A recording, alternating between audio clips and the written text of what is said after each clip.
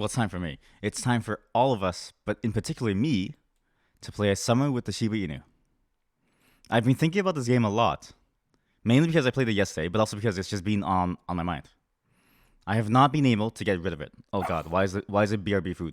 Get out of there.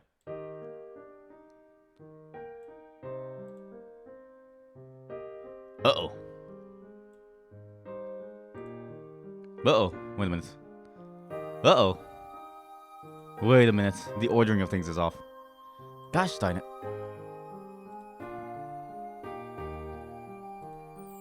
Wait, 1 second. I know why. Yeah.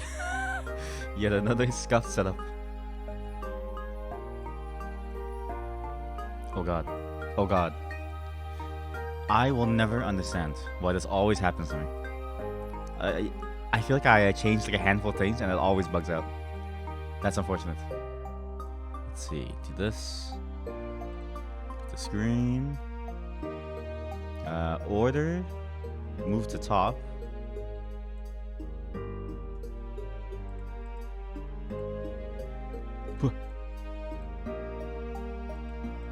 What the? Why am I hidden there? Wait, sorry. This is slightly scuffed. I need to set this back up. I was fixing a bunch of things actually really recently with my setup, just to make it a bit cleaner. Obviously, as you can tell, it didn't really work out in the end. There we go. There we go. There we go. Now we're good. There we go. Okay, so now if we bring it back down here, bring this inside here. There we go. What was I saying? Oh yeah. So I've been thinking about this game a lot. Okay, we just played it, obviously, so that's why I'm thinking about it. But also, I'm very invested in the story. This is the problem with me playing any visual novel of any kind. The moment I play it, I get extremely invested in the story. I also couldn't stop thinking about the artwork. I want to live in a world where like we have like different animals as like people too, because it's like just like look at the scene. Look at this. Look at that. Look at the grandma Shiba. On the bottom right. It's such a weird juxtaposition of like normal society and then dogs. Now, oh God damn it! What have I done? Which one was it latest save? Oh no! Was it this one? I'm pretty sure it was this one. Yes. Oh yeah, we were at the trapper. Right. So for context, if you weren't here yesterday and you haven't checked out the VOD, again check out the VOD. I have a VOD channel. Links in the links to my profile below. I don't even know how to explain this without spoiling anything. You know what? Forget it. Just go watch the VOD. I'm not gonna explain anything. If you missed anything and you have no clue what the hell is going on, why are there anthropomorphized dogs? I can't explain a single thing because it's gonna spoil the entire experience. Okay? Just go watch the VOD. I'm not even gonna bother explaining. Wait, we need our emotional support dog. Wait. Main overlays. Emotional support dog. Wait, is it messed up that I take a photo of this like dog and make it like the emotional support dog? Like it's really cute, but at the same time, it's like a person. You know, it is effectively a person. So is this messed up to like do? Nah, it's fine. It has feelings, but it's not. You know what? Sucks for it, dude. It's too cute. So we were at the trapper's place, and I think we teamed up with them. We head down the fire escape to the trapper's base, the office floors. Her name is actually Shuela. I still think of her as a trapper though. I'm glum, having just agreed to a deal that completely undermines my own ability and independence. I remember now. We did make a deal, but we had to make a deal because she trapped us, and we were absolutely doomed. I wonder if this is what IU felt, being in a partnership where the other dog has the upper paw. The trapper lays out her plan. I pitch some suggestions, some of which she agrees with, and includes in the final strategy. She also tells me to get a grip, because if I perform poorly, she'll eliminate me on the spot. I don't doubt she'll make good on that threat. Look at that little dog, it looks so scared. I love when dogs make that like little like flattened like look. Like especially when they do something wrong. It's always funny. Okay, dogs know. Dogs know. When they do something wrong, and they start to like react in that way. It's so funny to see because they put their head down and they're like staring at you, and you see the bottom whites of their eyes, like just like looking up at you, like it's the cutest look. And they know that it works because it always makes me go, yeah, it's fine, it's whatever. We split up to our respective floors to gather supplies for the offensive plan. We need rope, wire, and hooks. I also rip up some clothes in the wide strips, which I wrap around my legs. What? Why are you... Oh, each leg individually. I thought that he was like hog-tying him myself. With all that set, we head up. Me by the elevator, and the trapper by fire escape. Once I hide, you trip the wires. Got it? I nod, and wait until she vanishes into one of the hotel rooms. Here goes. I prod the tripwires, though this time, my legs are wrapped in layers of cloth to insulate against the electric shocks. Time to put my acting to the test. I quickly unwrap the cloths and hide them in the potted plant nearby. Then, continuing to yap, I fall to the ground, pretending to be in pain. Yes, she fell for it. That was fast. I wonder why she didn't appear last time. Wait, did multiple dogs have like traps? Is this dog the second trapper? Oh my god. Now that I think about it, the trapper wasn't worried at all about asking me to collaborate on enemy territory. Maybe the trapper knew she wasn't here. The dog approaches him slowly at first, but then, convinced that I am hurt, pounces. I leap up to the side. She misses, and I dash down the corridor. Down the corridor and to the left. I fling myself into the room where the trapper is hiding, conveniently forgetting to close the door. Knowing where the trap triggers are, I jump over them, but the dog rushing in after me isn't as fortunate. Oh my god. At a touch of the trigger, she's strung upside down. Oh my god. Like a pig to the slaughter. Jesus Christ. Dude, Shuela is kind of scary actually, right? Like, you have to be kind of a sick individual to like know how to do this. Well, actually, I take that back. You know what? What's that kid's name from Home Alone? He's not a sick individual. He was trying to defend himself. I take it back. Maybe Shuela was this... Oh my god, dude. Okay. Another theory. What if Shuela was the star of Home Alone in this universe? She's the Macaulay Culkin. She's the Macaulay Culkin of Shiba Island, right? She has to be. The trapper, Shuela, is Macaulay Culkin of Shiba Island. So who's her Brenda Song? Am I her Brenda Song? Holy fuck. I'm Brenda Song. Trying to escape, the dog starts swinging back and forth desperately. The trapper and I didn't really plan beyond capturing the dog, but I guess I'll eliminate her while she's tied up tight. No, you're to keep her. She's a tribute, a sacrifice. A totem. A totem of war. But as I go up the pathway, suddenly, the wires hum. Oh my god, and my fur arises on hand. She's being... Oh my god, it's an electric chair. Wait, what? It's the same type of wire as the traps at the elevator area. I freeze, my paw mere millimeters away from the wire. The trapper set this up to not only tie up the dog, but also to electrocute? Okay. The trapper is not Macaulay Culkin. Macaulay Culkin didn't torture them. Did he torture them? Wait, he did torture them, right? Okay, wait, in Home Alone, he did torture them. He put like spikes on the thing. He put nails through their feet. He made one slip and fall on ice, and he forcibly made one bald. Wait.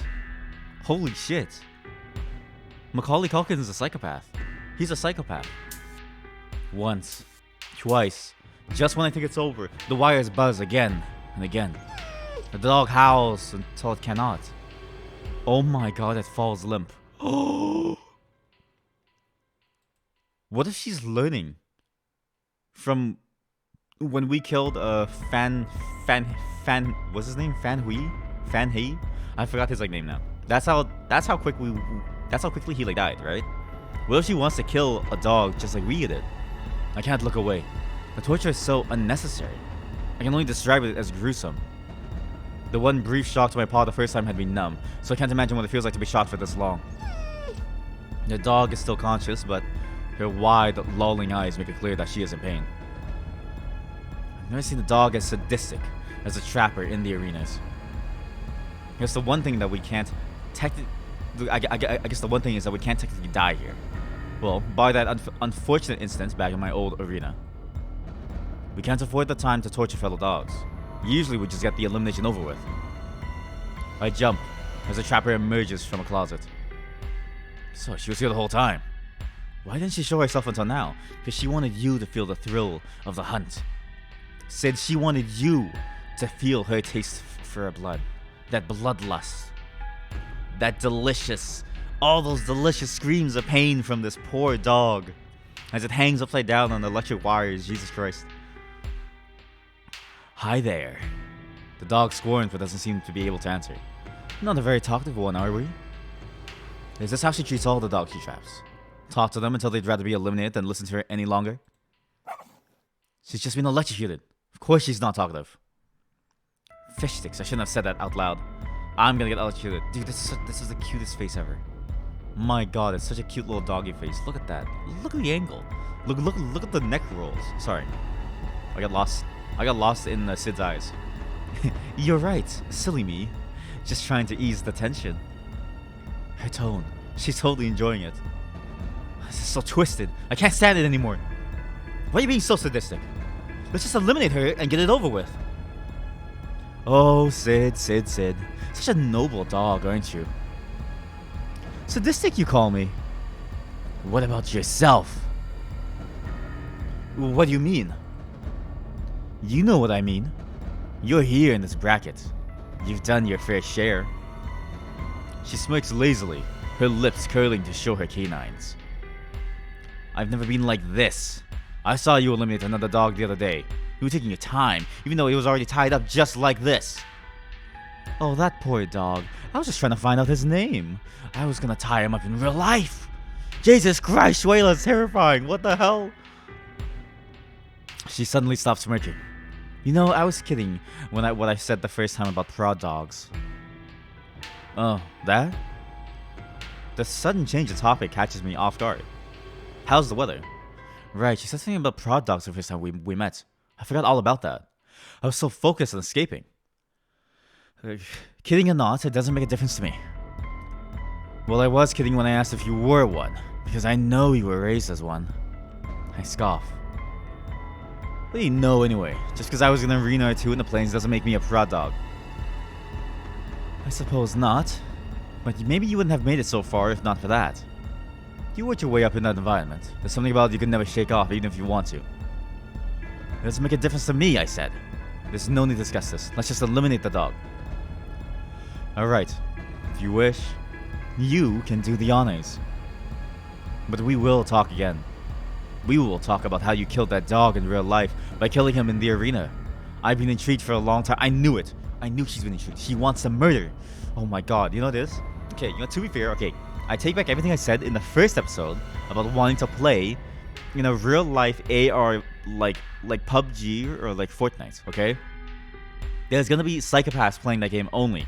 Exclusively psychopaths. Imagine trying to survive, trying to crank a 90 on a psychopath. They'll literally torture you for fun in the game. They'll hit you with like a 5 damage knife just to poke you down. Crazy. Yeah, ignore her. Just focus on what's at paw. I searched the dog for a pendant. She doesn't resist whatsoever. I think she's dead, actually. When the trappers cornered me, all I could do was run. She doesn't even have that option. So what would be the point of resisting? I find the pendant and crush it with a clean swipe. What if I just left that dog there? I kind of wish it gave me the choice of leaving that dog there or killing it, you know? I would have left the dog because I'm curious to see how the trapper would react. Not because I'm a sicko, but because I think the trapper's reactions are interesting. The wires, once taut with the dog's weight, now hang loose. I turn to the trapper. Look, I'm not sure why you want to learn about my past arena, and I don't care. But to be frank, I might not be able to answer your questions. I didn't do anything on purpose. Could have been a hardware malfunction with the AI equipment. The trapper gives me a gleeful smile. After all these years, you're still in denial. But next time, we can find out. Next time, on A Summer with the Shiba Inu. With that, our job here is done. With me in tow, the trapper wastes no time in gathering supplies and building traps. By the end of the day, the floor is effectively a trapper-certified floor as well. What? Trapper-certified floor? Damn, son, where'd you find this? Real trap shit. Maybach music.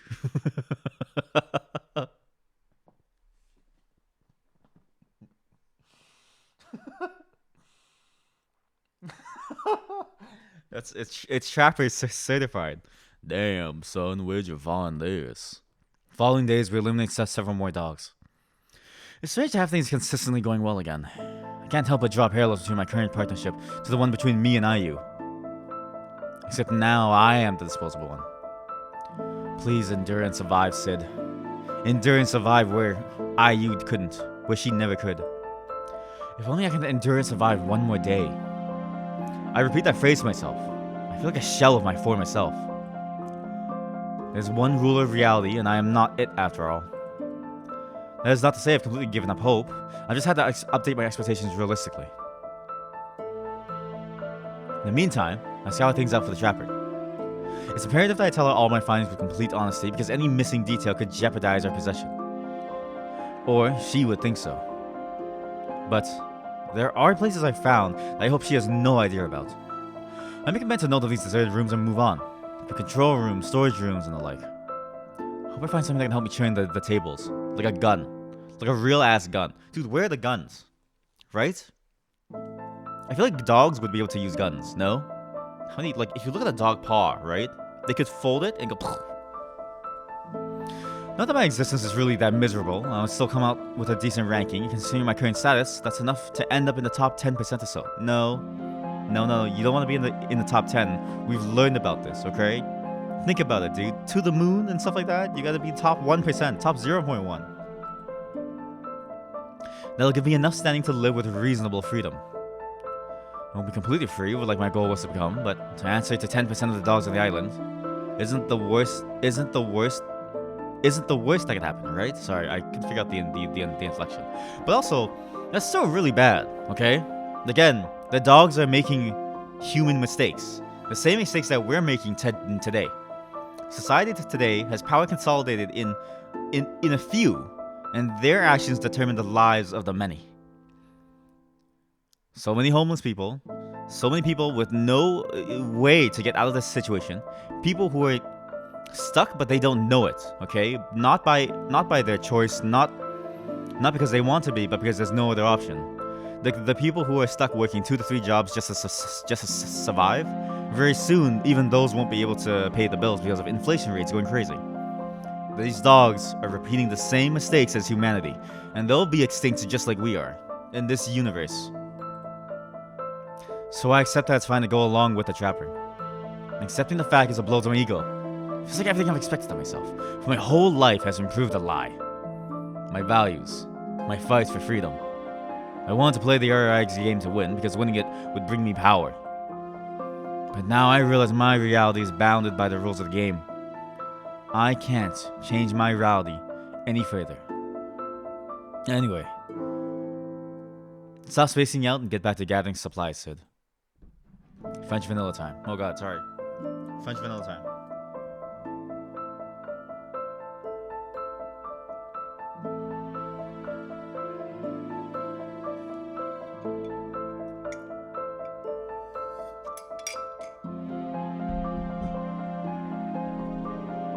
Wow. The way that French vanilla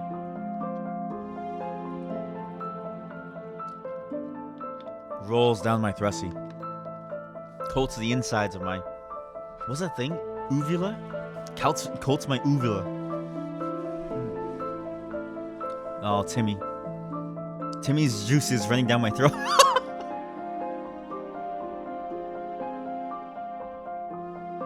Oh god, 2 horns.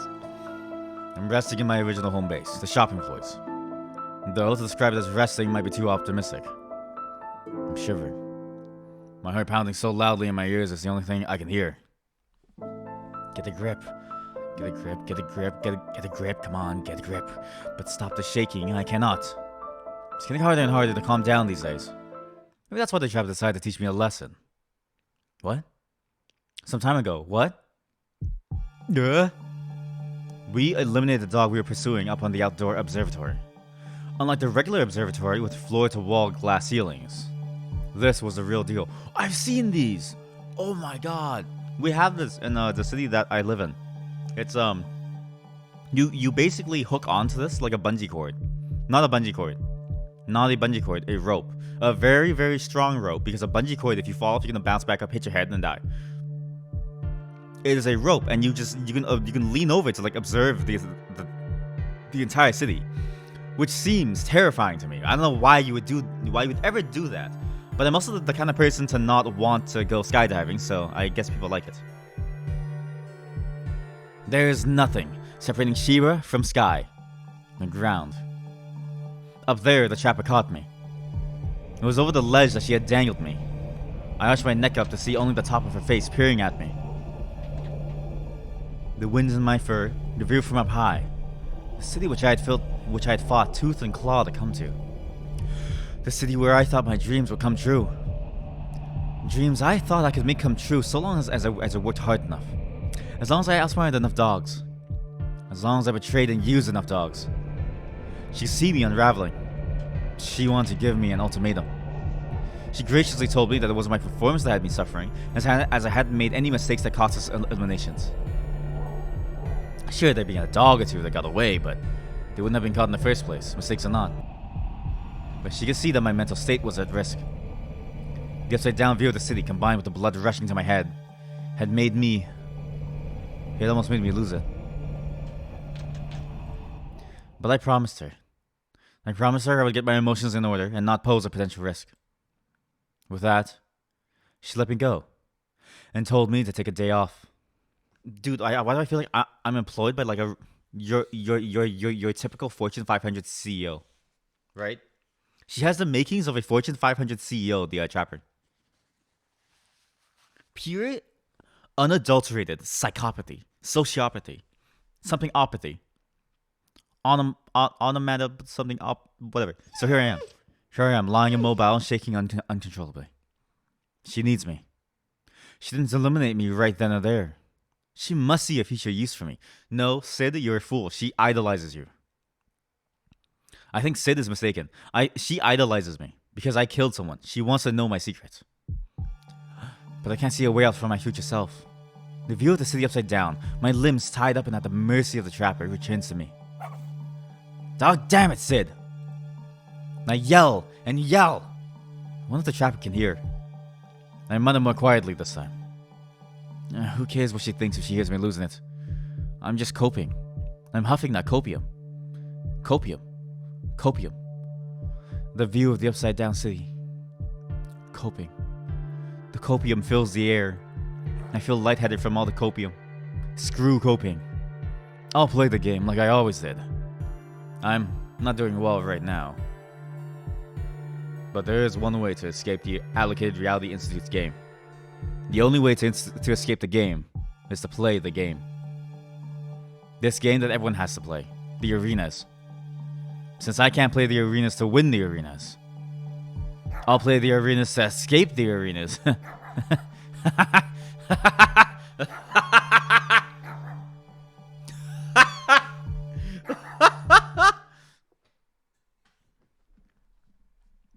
She's going insane. She's going absolutely insane. Sometime later. Sorry, just fixing the mic. Gotta set the mic up. I got it. Sorry. Oh god, that's scuffed. Sorry. I gotta change the mic up. You're gonna hear a lot of noise. There we go. Yeah, get up to my thrusty. Get up to my thrusty. Get up to my thrusty, you sound stick. Oh yeah. Yeah, get up to my thrusty, you sound stick. Oh yeah. Sorry, just, just one second. Just gotta tune it properly. Perfect. There we go. There was something I saw while off the ledge. Something I saw that terrified me. If I had been dropped by the trapper, surely my penance would have been crushed on impact. I wouldn't die, but I would suffer immense pain in the moment before I wake up in the real world as an eliminated dog. So, I'm back here on the ledge. Sid! Oh my god. Oh my god, Sid's gonna go. What I saw that time was beautiful. It was beautiful and terrifying. I want to see it again. Whoa! And so I leap. The familiar sensation of the consciousness fading yet still being aware and sentient. Like emerging from sleep, waking into a world that's real yet completely parallel to real life. The emulated reality in which arenas are set. Present day. Arena 12. Oh, we're gonna relive it. Day 1. The world comes into focus again and I can feel it. Okay, so that was a flashback. So Sid actually escaped by killing herself. And then like breaking her pendant and shattering. And then also shattering all of her bones. And now it's the present day. We're back. We've been re-challenged by Shui Lai, who knocked our head out. The exhilaration when an arena has begun. This one is set in a modern building. I actually recognize it as a building from real life. It's a bit different, of course. Usually bustling with dogs in the shopping center downstairs. It's now deserted. Crisscross elevators connect the floors, still operating. Okay, wait. Why are they... Okay. I've seen a building like this before in real life. Also in my city. All these places seem very familiar to me.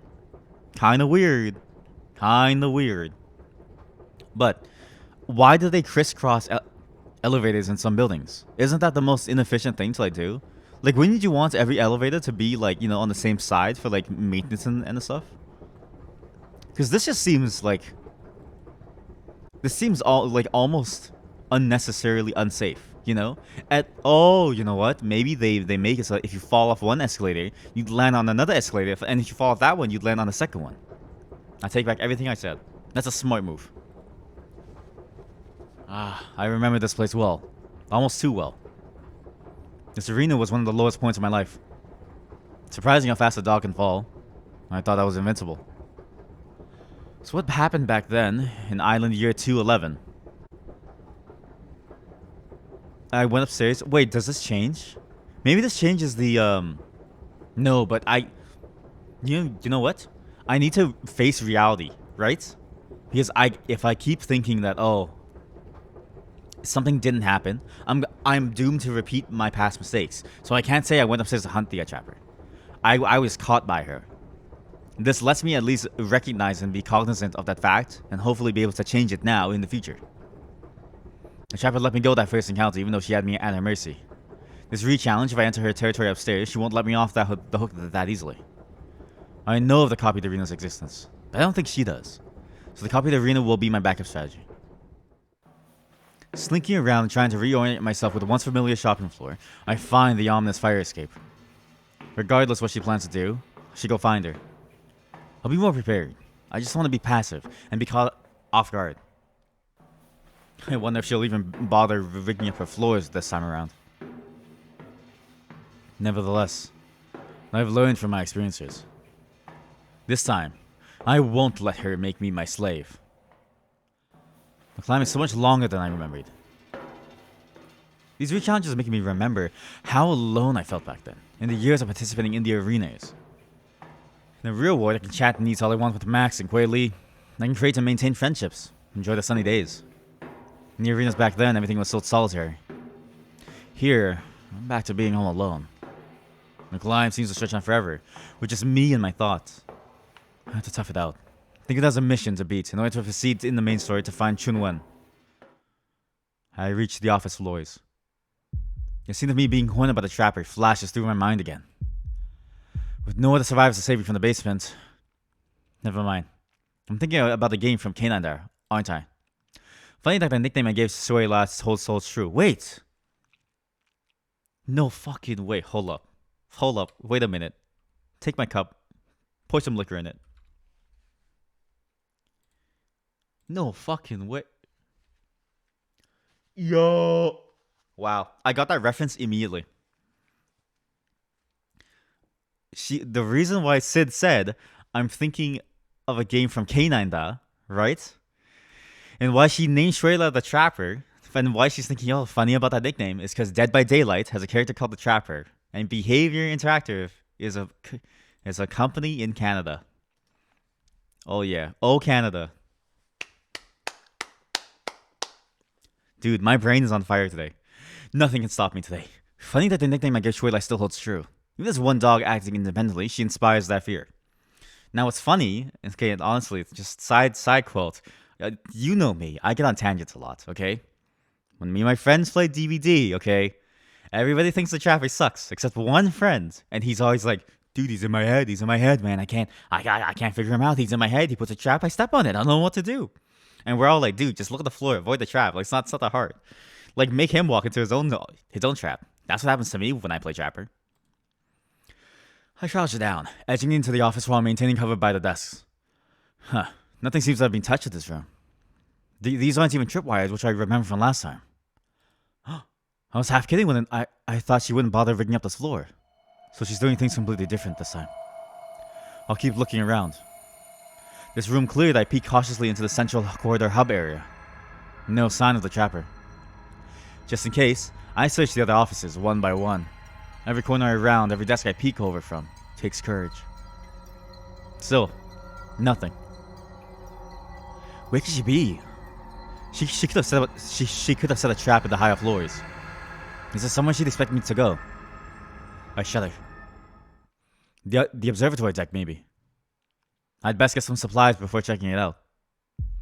Don't want to be dangled. Sorry, I'm gassy. Don't want to be dangled over the ledge again. With that, I head back down the fire escape. I'll need string. I could get to that from shoelaces. I remember there being an upscale shoe store for fancy occasions. No. Upscale shoes, like high heels and stuff, there are no laces. It's all straps, okay? Even men's shoes, their dress shoes, the laces suck. They're like very thin. They're not really good for holding things. You need to go to the closest available budget shoe store. The shoelaces on like a Walmart pair of shoes, my god, those things last forever. I love those shoes. Rope. I could rip clothes for the clothing stores to make it. I can find belts as well. Back at the escalator area, I take stock of the available stores. Zara? Wait, Zara. What the fuck? Wait, that's a real... I know a Zara, like a Zara. What the fuck? Okay, this game is way too coincidental. There's too many things that I know of. It's as if Canada has only 2 cities. This is weird, guys. Or 3 cities. It's like Canada is only comprised of 3 cities. This is weird, guys. There's too many references that I get. I think the shoe store is on the floor below. I need to hurry. The trapper has had a lot of time to make preparations, too. I head into Zara and find some belts. With my paws and teeth, I tear fabric into long strips, twisting and tying them into makeshift rope. I've learned a lot from working with the trapper. She'll find it ironic when I beat her with her own tricks. The next stop is a shoe store. With every step, I feel purposeful. Time to take down the trapper.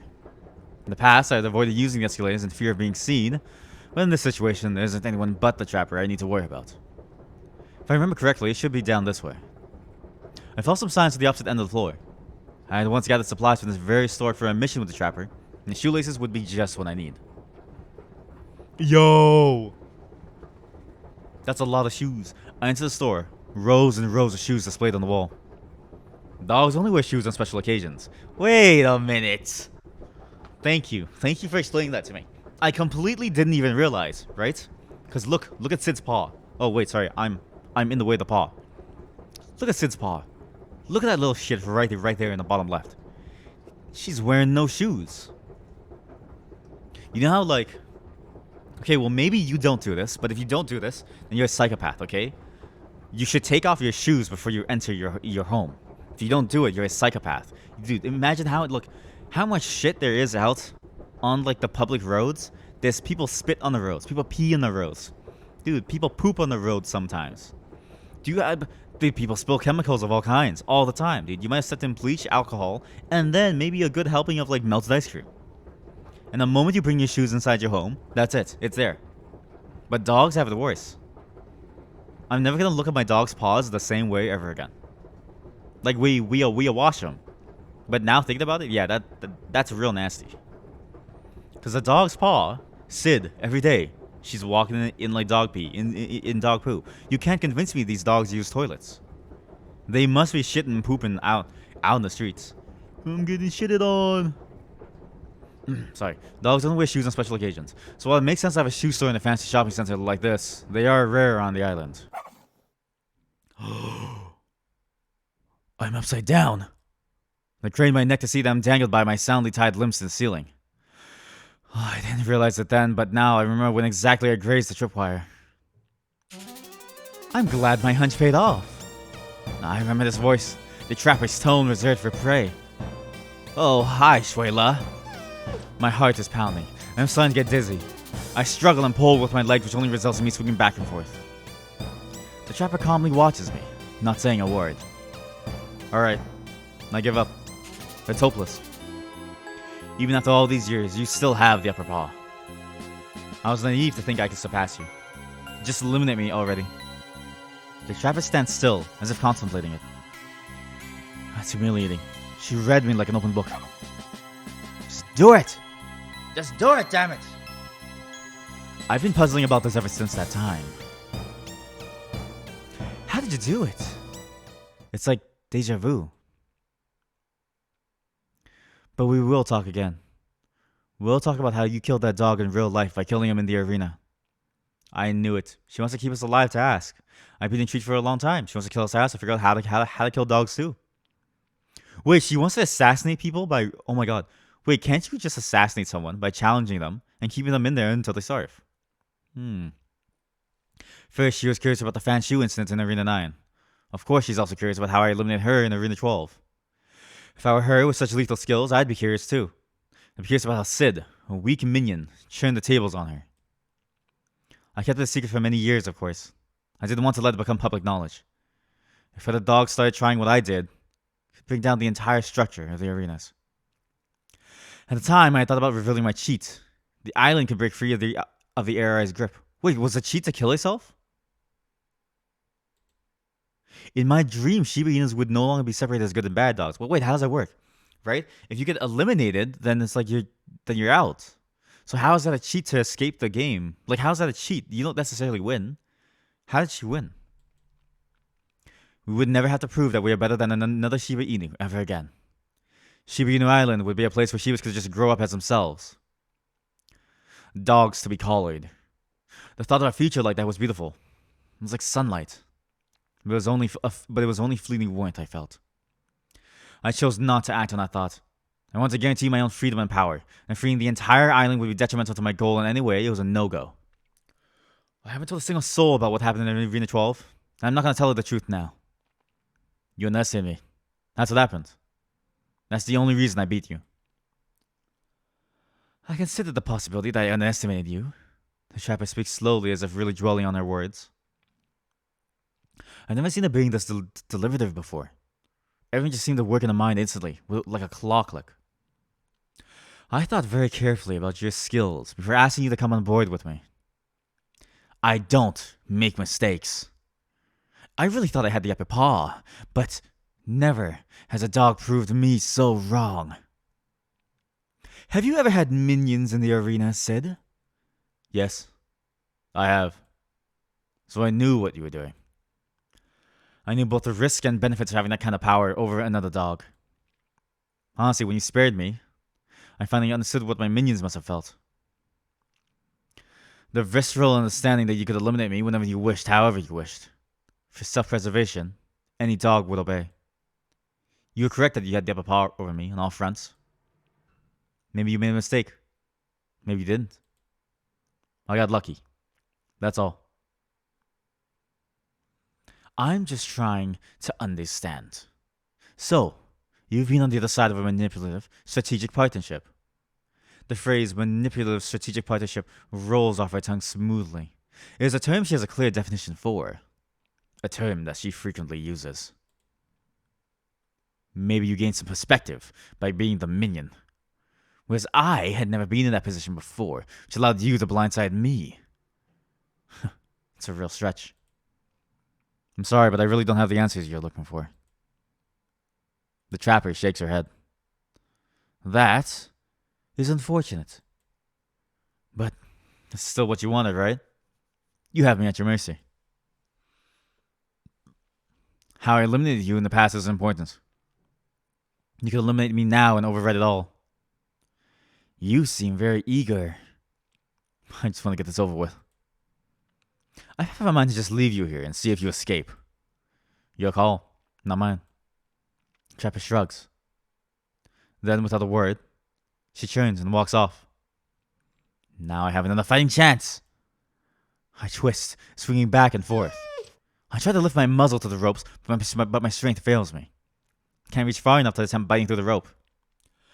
I let my head fall back, letting the ropes take all my weight. It's almost relaxing. The ropes taut and gently rocking me. Wait, yeah, true. Isn't that just... It's like a hammock. Well, it's like a shitty hammock. Wait, do dogs... Because you know how, like, if you hang upside down, right? The blood would go to your head. I'm assuming dogs have that same problem. Because the shape of a dog... Human shapes, right? We can lie on our back and our head is fine. A dog shape, though, they can lie on their back and their head would also be still all the way back or, like, scrunched up. Because the neck is, like, weird. It's, like, weird. Wait, is that true? If our dog walks in, or if I see our like dog again, I'm gonna like lay her on her like back and examine her neck muscles. It's so quiet. Why does she refuse to get this over with? I don't understand her fixation on those questions. I've already told her I know nothing. I guess eliminating me or even winning the feather isn't as important to her as finding the answers. And the way she talked to me, it was different. She was so honest, if honest is the right word here. She seemed to genuinely treat me as an equal. That's kind of flattering, I guess. I should give up. I really can't beat her with normal means. I can't escape this trap just by myself. Guess it's time to go to the copied arena. At least I tried there. At least I tried here. Knowing her, she'll be monitoring this area for a while. If she witnessed me going to the copied arena, I wonder if she can follow me. The what? Wait. What is a copied arena? And 15 minutes later, according to Sid's sense of time, probably inaccurate. Alright, I guess she's not coming back until I do something. Time to go. I close my eyes and relax. If Shuela's watching, it must look as if I'm sleeping. Feather, let me go to the copied arena. What? Huh. When I open my eyes, I'm in the air, but the ropes that snared and hung me are gone. Nice. I take my pendant out from its hiding place and snap it open. The feather sits there, shimmering, as if smiling in its own way to me. You're so reliable, as always. Thanks for letting me harness your power. Time to spy on the trapper. I hum a tune without care, strolling around the monochrome building. I do a tour of my shopping center floors. Nothing here.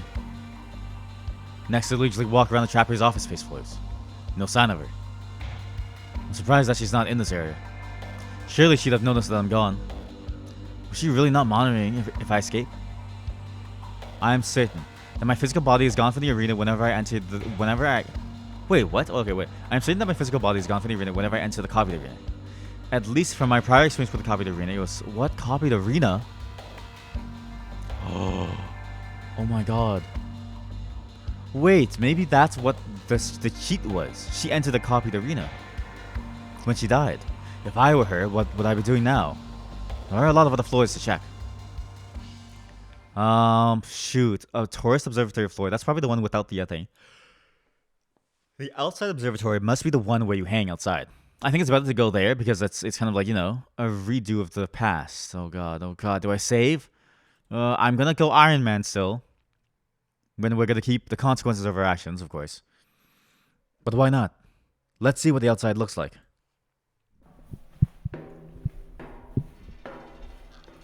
Sorry, that must sound weird. I'm fixing the mic again.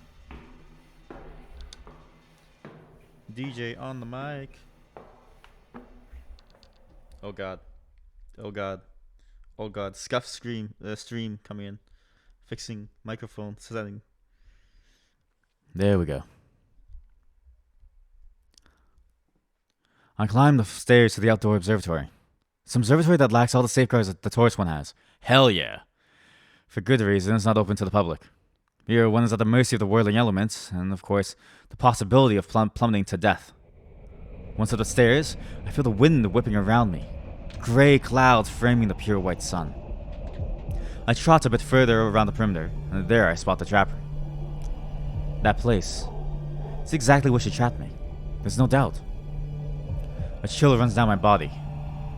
Now that I know where to look, I see that she has the same trap set up. Top one of the overhead beam, she laid traps that would drop and ensnare a dog passing below. Due to the open walkway, it isn't activated by tripwire, but rather a wire that is run further out and is manually pulled to trigger the trap. On that day, we had almost been walking side by side when she had suddenly reached out, pulled. The next thing I knew, I was hung over the ledge. The trapper is still, with a small smile that seems to carry many mixed emotions. She's waiting for me with this. She should know I won't fall for it again, though. Right now, it's a perfect chance for me to leave the copied arena and eliminate her. I creep behind her, positioning myself carefully so that she cannot see where I emerge. I can't risk her noticing me before I can land a blow. It'd be even worse if she sees me fleeing back to the copied arena if I fail. Alright, Feather, let me. The trapper suddenly turns. Can't she see me? But she reaches out and pulls the wire. Ha! What in the BDSM is this? Before my thoughts can process what I'm witnessing, she's whisked up by the ropes that had dropped and snared her limbs. Ha! She dangles off the overhead beam. The overhead beam? Sorry, the overhead beam. Nothing between her and the ground from a dizzying height. Despite this, she looks calm. The mental image is insane. Listen, the mental image, I'm gonna show you. This is the mental image, okay? This is the mental image. Sure, this is exactly what I see in my mind's eye. What the fuck? I mean, MS Paint. Perfect. This is the weirdest mental image ever. Okay, so from this description, all right, this is exactly what I imagined in my mind's eye. Okay, you have the observatory here. Okay, Sid is over here in the shadow realm. How do you draw a dog? How do you draw a dog? Yep, that's a dog. Yep. Oh yeah, there we go. Yeah, that's and a little swirly tail. There we go. And Sid's like, what the fuck?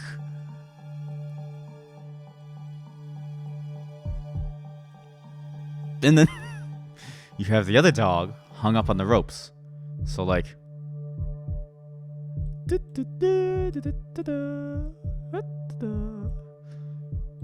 that's the other dog. Yep, there we go. And it's like hog-tied, right? So all the legs are like this. And then there's a brown rope kind of wrapped around it, right? This is my mental image.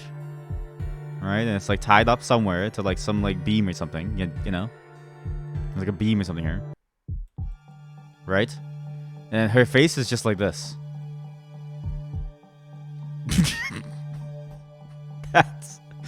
That is the exact image in my mind that I imagine. She's enjoying this.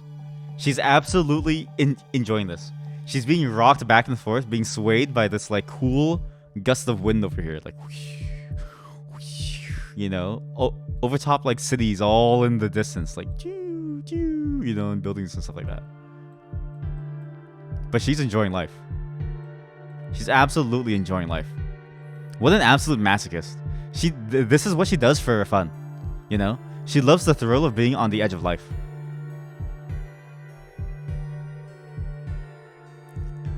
Sid and the Trapper.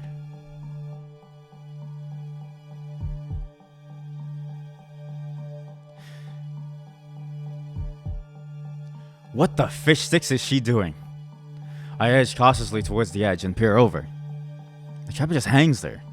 The rough wind's knocking her into the...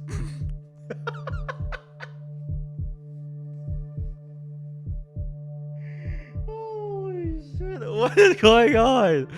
Dude, she's hanging upside down. She's getting smashed into the building and she goes back to her calm face. What is going on? Like, actually.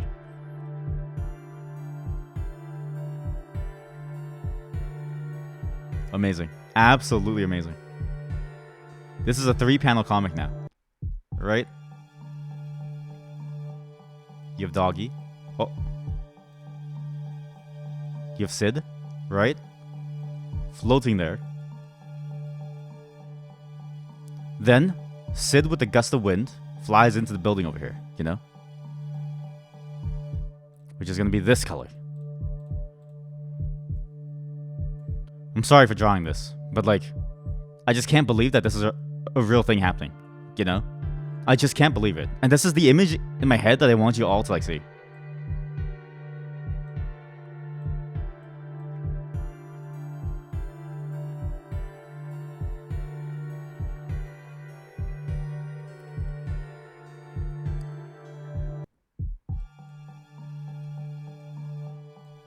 That's exactly the image that I see in my head, right? Then she comes back to the middle, where she's safe. Then she's like this. Then she's like this, and she's happy again. But now she has a bandage on her face, where that went down.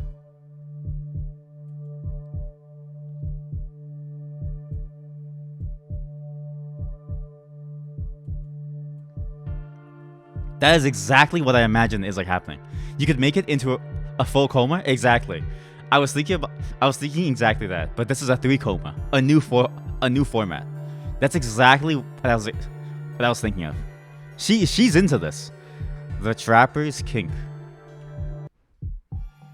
The Trapper just hangs there, the rough winds knocking her into the side of the building. The memory of the reverse situation comes back in full force, drowning out all my other thoughts. You're losing it. You have to get it together. Promise me. I promise. Please, I'll do anything. Just, please. Please. I was sobbing. I shake my head furiously as if that could chase the memories away. You're here, Sid. Not in the past. Come back. Breathe in. Breathe out. I refocus on the Trapper. She closes her eyes as if sleeping. This is... I can't believe it that my image is exactly it. Let me just put them on screen. You know what? Forget it. I've done too much of the outside stuff. She's basically immobile. Could try the illuminator, but it's not safe for me to exit the copy of the arena from over the ledge. I have to figure out a way to get her back on the salt ground on the observatory deck. I'll try to lure her up by telling her I was lying before, and then ready to tell her the answers to what she seeks. I take a few steps back as to be out of sight when I emerge. Feather, let me return to the arena. With a simple thought, the color returns to the world. Now I'm in the real version of the arena where I can interact with the Trapper again. I stand still for some moments. The idea was to speak to the Trapper to lure her up. My mind is suddenly a blank. Maybe we'll go up to the ledge for a dramatic effect. She'll be able to see me. I'll stand on tiptoe. I'll ask her, what are you doing to set the conversation? It'll be suspicious if I just open up with, come up here. I'll give you all the answers now. She'll probably respond with something I wouldn't understand the first time. I'll ask a clarifying question. What do you mean? This is...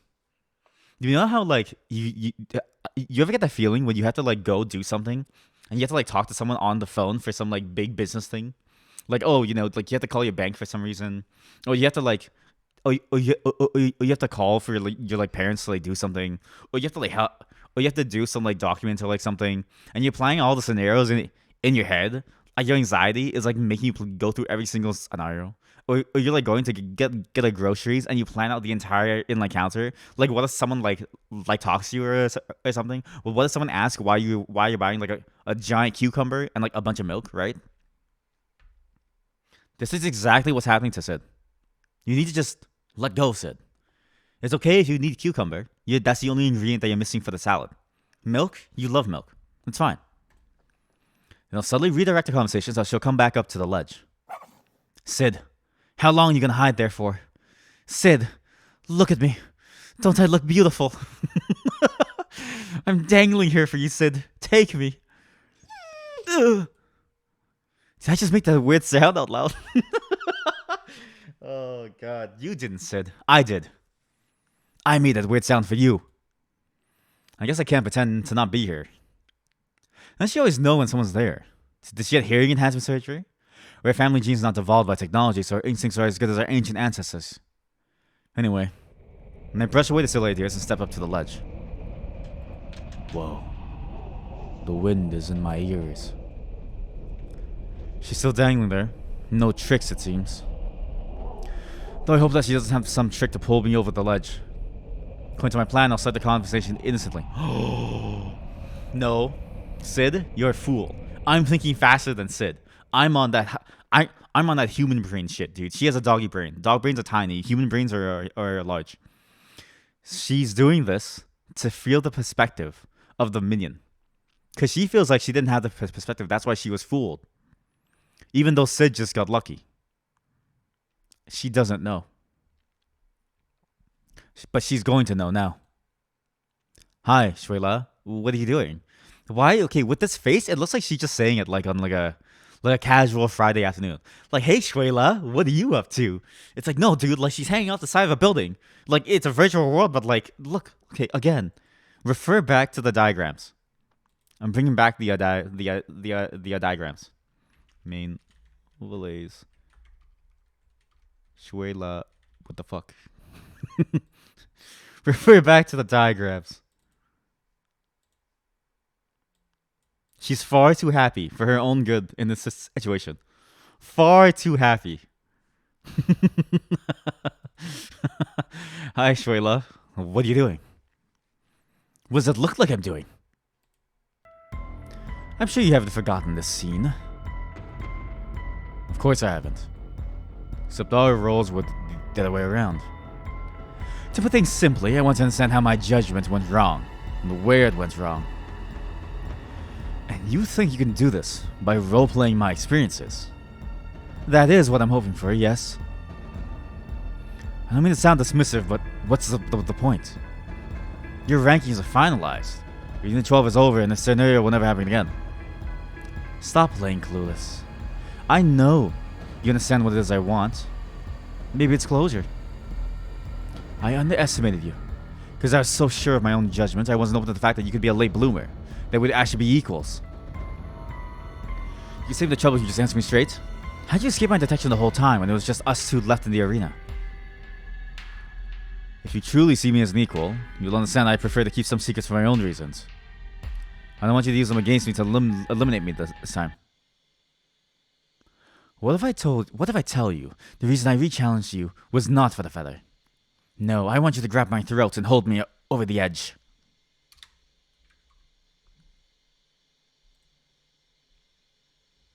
What color is it? Let's see. She's a golden, right?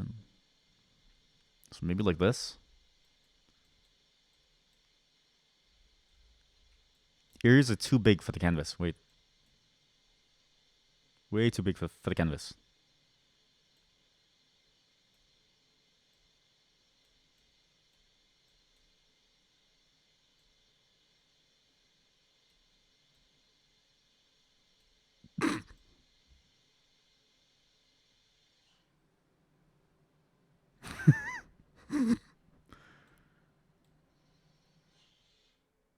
Oh god, those are some seriously strong muscles.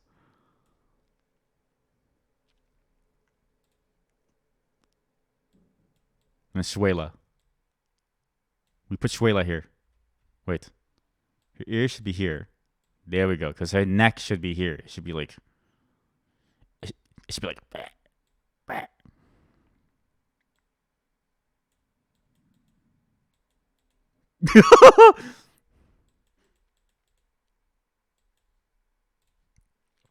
Amazing. Absolutely amazing. Sid has had enough.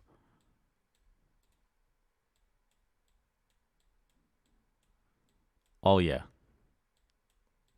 She wants Sid to reenact it, to take her place, to really show her what it means to be on the arena. To be a minion. To underestimate her opponents. She wants to feel it. To feel the underestimation. This is my design.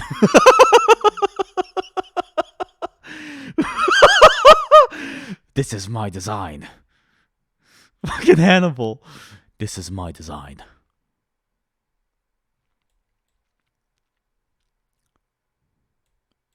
Bleh. She gets crushed. This is my design. Sid, this is my design. That's the exact image that I have in my head. Gosh darn it, where did I save it again? Here we go. What if I tell you the reason I re-challenged you was not for the feather? No, I want you to feel. I want you to grab me, throw me over the ledge, show me what a minion feels like. I gulp at the mention of the feather. She notices from the way her eyes flicker back and forth, and she arches an eyebrow. It's the truth. Did you know that I work at the ARI? I know. I hold one of the largest slices of reality on the island. Wait, is reality real estate? It must be real estate, right? Do you even know why the feather exists as a prize for the final winner of the arenas? As part of the ARI and being exposed to its inner workings, I learned why. Trust me when I say I don't want the feather. It's almost a comical situation. The way she calmly delivers this new and valuable information while hanging off a 100-story building and being buffeted by the wind. It is a comical situation. Being buffeted by the wind, hanging 100 miles off the building. It is a comical situation indeed. Gives me an unexpected insight into a character. How about I pull you back up here and we can talk about how voices in my head. Getting mixed up with the voices in my head. How about I pull you up? How about I pull you back up here and we can talk about this some more? I give you your answer, and you let me eliminate you. Don't you want to hear more about the ARI? It does intrigue me. The reason that the feather exists. How it works. Why is this magic even possible? Are we all dogs, actually? Is this whole world a simulation? It's not like I plan to be involved with the ARI or the island for any longer after I find my brother. But the feather is still part of my identity. The trapper's information might give me more understanding about what I could do with it. Sure, you can tell me more about your ARI. I want to change the terms. Sorry, gassy. I want to change. Oh god, the gas. It's fighting me back. You know what sucks too? This whole segment has like no music. Well, it's not bad. It's a good segment to not have music, but it's the most distracted that I've ever been. Today, at least. I want to change the terms of the deal, though. You can eliminate me, but I'm not just going to let you do it without resistance. What? She probably thinks I still don't have full confidence in my ability to eliminate her. I have the feather. I could wish Shuela. I could wish for a gun right now. I could literally wish for a gun in my hand right now and blast you.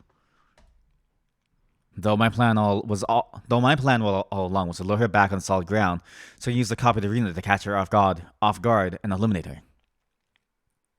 Okay, my account of how I won the past arena. For information about the purpose and meaning of the feather. No one is to try to eliminate anyone until the conversation is finished, but after that, everything is fair game. Deal. Now, help me get up there, please. This wind is really starting to dry out my eyes here. You don't have a way to get back up. What if I hadn't come up here? Would you have just waited until I did? The trapper shrugs. Making an exasperated face on her, I tug at the ropes. She braces her legs on the walls and pushes herself up, little by little. Thanks. No problem? She does seem to be treating me much more like an equal. I guess losing did wonders for her ego. True. Yeah, if you ever have someone who's too overconfident, beat them.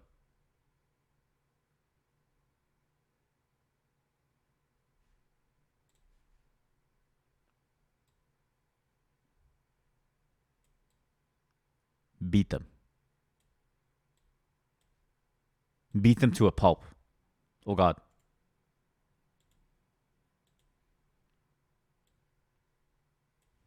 Oh god.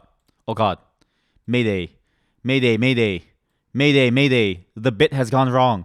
Mayday, mayday. The bit has gone wrong. Beat them to a pulp. Teach them a lesson.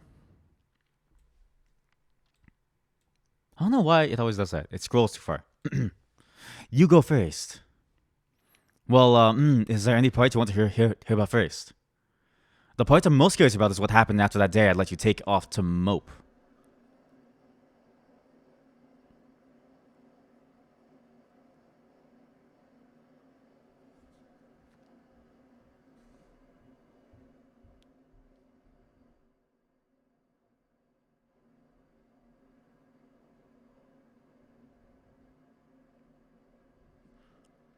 I'm sorry, what is mope?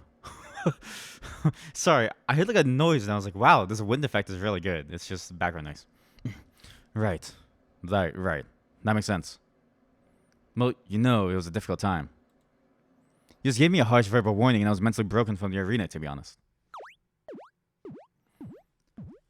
I flourish your paw for a dramatic effect. Grinning. The trapper doesn't smile. That was a very nice sound effect. Jeez, at least I tried. You had me dangled over the ledge and I was terrified. Just now, when you hung yourself over the ledge, did anything come to mind?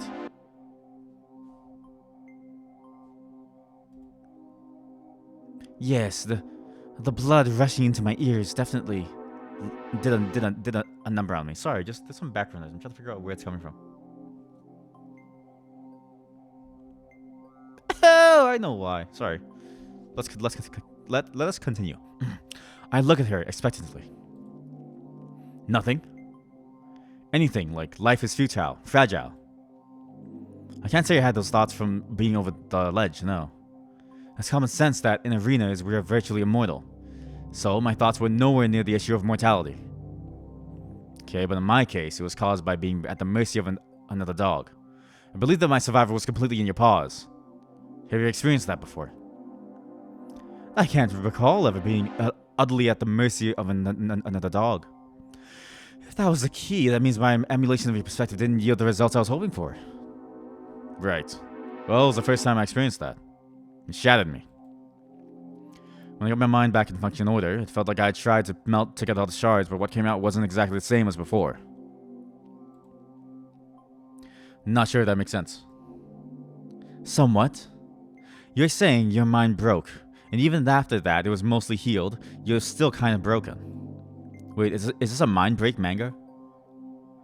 That's a very blunt way of putting it, but something like that. At the time, my thoughts became so dark and twisted that I wanted to give up. I didn't care anymore. All the years I had spent fighting in the arenas, wanting to emerge with the highest ranking I could possibly get. All of that, I was ready to throw away. Luckily, it was a fleeting thought, caused by those moments of despair. But I realized I should stop caring about the arenas. Not in the way that my despaired mind thought, which was to give up. But as I regained some of my senses, I thought, what if I could just break the arena? Break the arena? The trapper had been listening to me quietly, but I hear her softly repeat those words. Break the arena. Break the arena. I paused in case she wanted to clarify anything, but she's silent again, so I continue.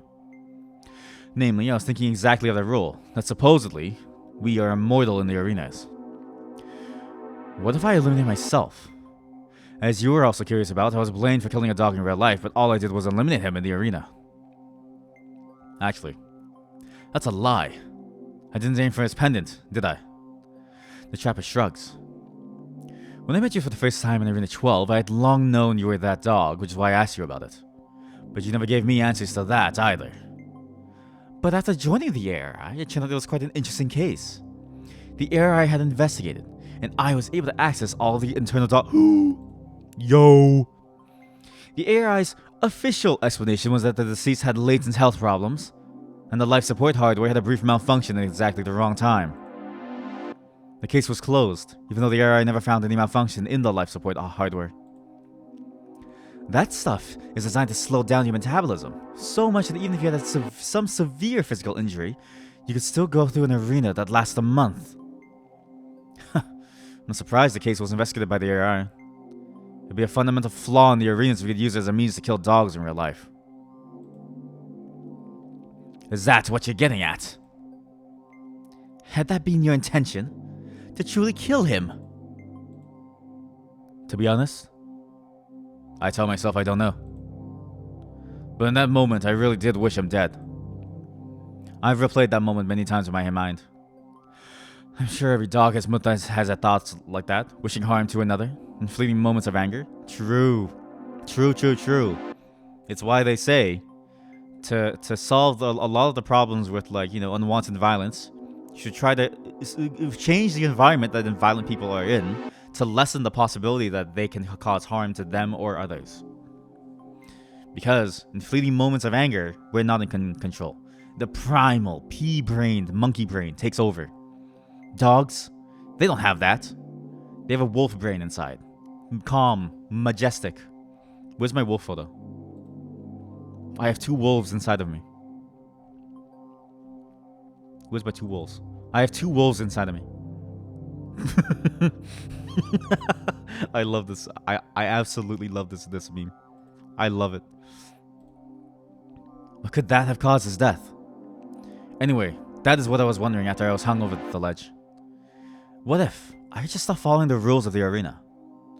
Inspired by the death in Arena 9 that I was blamed for, I wonder if I could actually eliminate myself. Even if official rules say it's impossible, or even if official rules say it's impossible to, or even kill myself. So I came back here and jumped off. Honestly, Smid. That's the craziest misname I've ever said before. Honestly, Sid is kind of 5-head for that. Shrilla.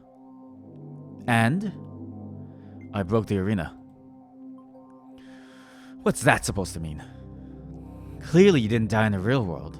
So, did you eliminate yourself? But then how could you have eliminated me? Yeah, it turned out both my guesses of what the outcome would be of jumping off were wrong. If my understanding is correct, the arenas are programmed so that we can't eliminate ourselves by destroying our own pendants. Yes, that's right. Continually test that out, it's never failed. If your pendant was shattered by your own paws, you would not disappear from the arena world. The next dog to just touch your pendant will technically be listed as the dog that eliminates you. Wait, yeah, so how's that work though? True. Upon impact with the ground from such a height, my pendant was completely crushed. But I didn't disappear? Yes, I didn't even need to jump and suffer such a painful experience. So what I used to witness this other version of the arena I was able to break into, though I'm not sure how I triggered it. Other version of the arena? In my head, I call it the copy of the arena, but I have this weird feeling that I shouldn't tell you that exact phrase. Names have power, especially since I use that term with the feather. I'll try to describe it while giving as few clues on how to replicate it as possible. It feels like another dimension of the arena that participants aren't supposed to be able to enter. Like another lair. When I'm there, you can't see me, but I can see you. Another lair of the arena. My guess is that it's perhaps a testing layer that the AI used to program the rules of the arena, and somehow I managed to break into it.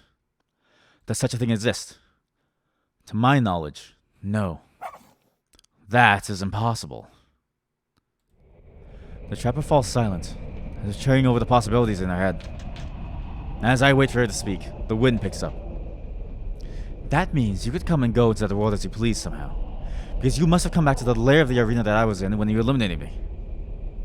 Sharp as ever. I was getting to that. But on an unrelated note, it's kind of funny sitting here talking to you about all of this. I agree. That's actually not what I was expecting to learn at all. Anyhow, I am able to come back and forth to this other lair, which made it ideal for me to observe you and position myself, while staying completely invisible to you. And you said you have no idea how exactly you triggered this.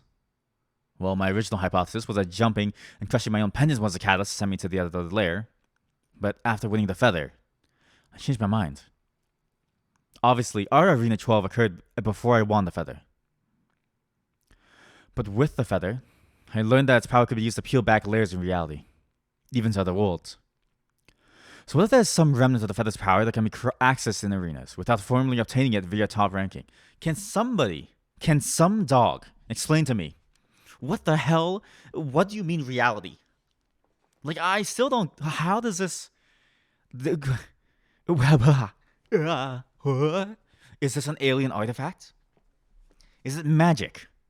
All humans turned into dogs because of magic. Is that what's going on? What is going on? That's the best guess I have. That does seem possible. It ties in with the ARI's purpose of avoiding the feather, as well. She trails off, but I get the feeling she's trying to gather her thoughts to say something important. Okay. Since it's part of the conditions you set, I'll tell you the purpose of the feather. I think you'll understand then. Sure. I'll give you some background about the Allocated Reality Institute. I imagine you already know some of the ARI's history, but its internal workings will be new to you. The ARI is the highest authority on the island. We facilitate arenas, whose purpose is to determine the Shiba Inu's ranking on the island. It is mandatory for all dogs to participate. The purpose of the rankings is, in turn, to separate the good dogs from the bad dogs. That's not possible, right? Again, okay, this is the vagueness of the words good and bad, right? That vagary is used to impose restrictions on people's lives, even though they're being perfectly fine, right? In some places, my meme of the two wolves is considered bad when there's nothing wrong about it at all, right? Think about that. The vagaries of the words good and bad, they're too vague to be used in a discussion like this as a ruling. Far too vague for a society to rely upon. Good dogs will have a better allocation of reality. Bad dogs will be allocated the opposite. Although it's ironic that we say allocate the reality, because each dog is actually the one responsible for the allocation of their own share of reality.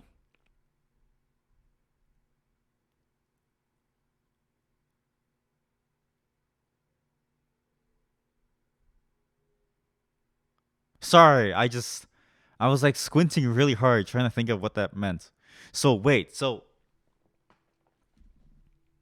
every dog is a time wizard? What the fuck? Dude. Holy shit. Okay, I'm gonna feed my dog more treats, right? Because when the time comes, if that time comes soon, when my dog gains sentience, I want my dog to know that I love them and they love me. Think about that, Yogi. Our dog's name is Yogi. Think about that, Yogi. The ARI simply facilitates. But, as you can imagine, there might be dogs that do not like this method of allocation. So the ARI added a safeguard. The feather of reality. In fact, the feather was an artifact of Shiba Inus. The feather holds the power to alter reality directly. Oh my god, that's why, okay. Hold up, new theory. Fuck. I feel like Matt Pat from Game Theory, right? My mind is going crazy, okay? A theory. A game theory. The first, humans were real. All of this is from humanity. But then, a Shiba Inu got the power by accident. Maybe the owner was like dying and was like, hey, you've been a good boy or girl. Take the feather. And the dog's like, no? And he's like, ow! And like all humans are now dogs. Also, this is my favorite track from the game, hands down. It's nice. In the days of the ancient Shiba Inus, a group of elite Shibas used the feather to create a virtual world in which dogs competed. These competitions were used to determine which Shiba Inus were of suitable caliber to become new members of the elite group. See? It's not about good dogs and bad dogs. It's about control. It's about classism. As centuries passed, this group became more structured and would eventually become the Allocated Reality Institute as we know it. As technology advanced, the ARI developed software to take the place of the feather's virtual worlds. That's how the arenas came about. But since the software to facilitate arenas was based on the past virtual realities created by the feather, it could be that there are some feather-like features that should have been removed but were not. We analyzed the data collected on every single arena. There have only been 2 known anomalies for the last 50 years. The Arena 9 instance when the dog died, and the Arena 12 instance with you and I, both of which you were involved in. Because I'm the main character. Which brings us to the purpose of the feather. The ARI conducts stress testing on all aspects of the arena software. 2 centuries ago, when the emulation software was just being developed, the leader of the ARI always won the playtest rounds no matter what. In official records, the ARI just concluded that this meant the leader fully and truly deserved the title and power to lead the ARI. But the other members actually suspected something more. They suspected that the leader was able to cheat the software but didn't report it. No harm was ever caused. Subsequent testing without the ARI leader worked fully as designed. However, just in case, the ARI wanted something to guarantee fairness in the arena software. If there really existed a loophole in the widely distributed arenas, it would become a problem for future generations. So after they developed a stable version of the arena software, they used the feather reality itself as a safeguard against the possibility that any dog could break the arenas. Of course, I was clueless to all of this, just like you when I was a participant in the arenas. So you're saying, I'm that dog. I could be that dog. I'm that guy. I'm that dog. I'm that dog. I'm that dog. I'm that girl. I'm that dog. I'm that dog. I could be that dog. I'm that dog. Dog. I'm that dog. Dog. I'm that dog. I don't even know what to explain. I don't know how to explain. Listen, I'm sorry. Sometimes these moments take over me. I'm that dog.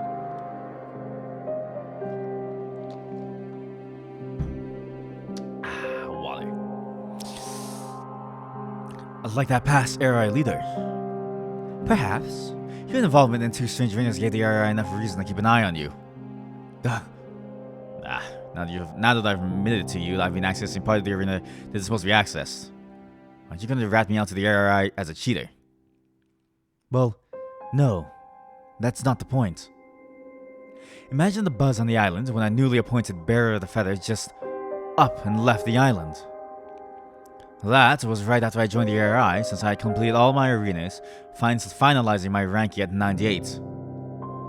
However, compared to the general populace of the island, dogs within the RI seemed unsurprised. Almost like your departure was to be expected. What? So, they preferred the dogs like me to be gone, not cause trouble for the RI. That's right.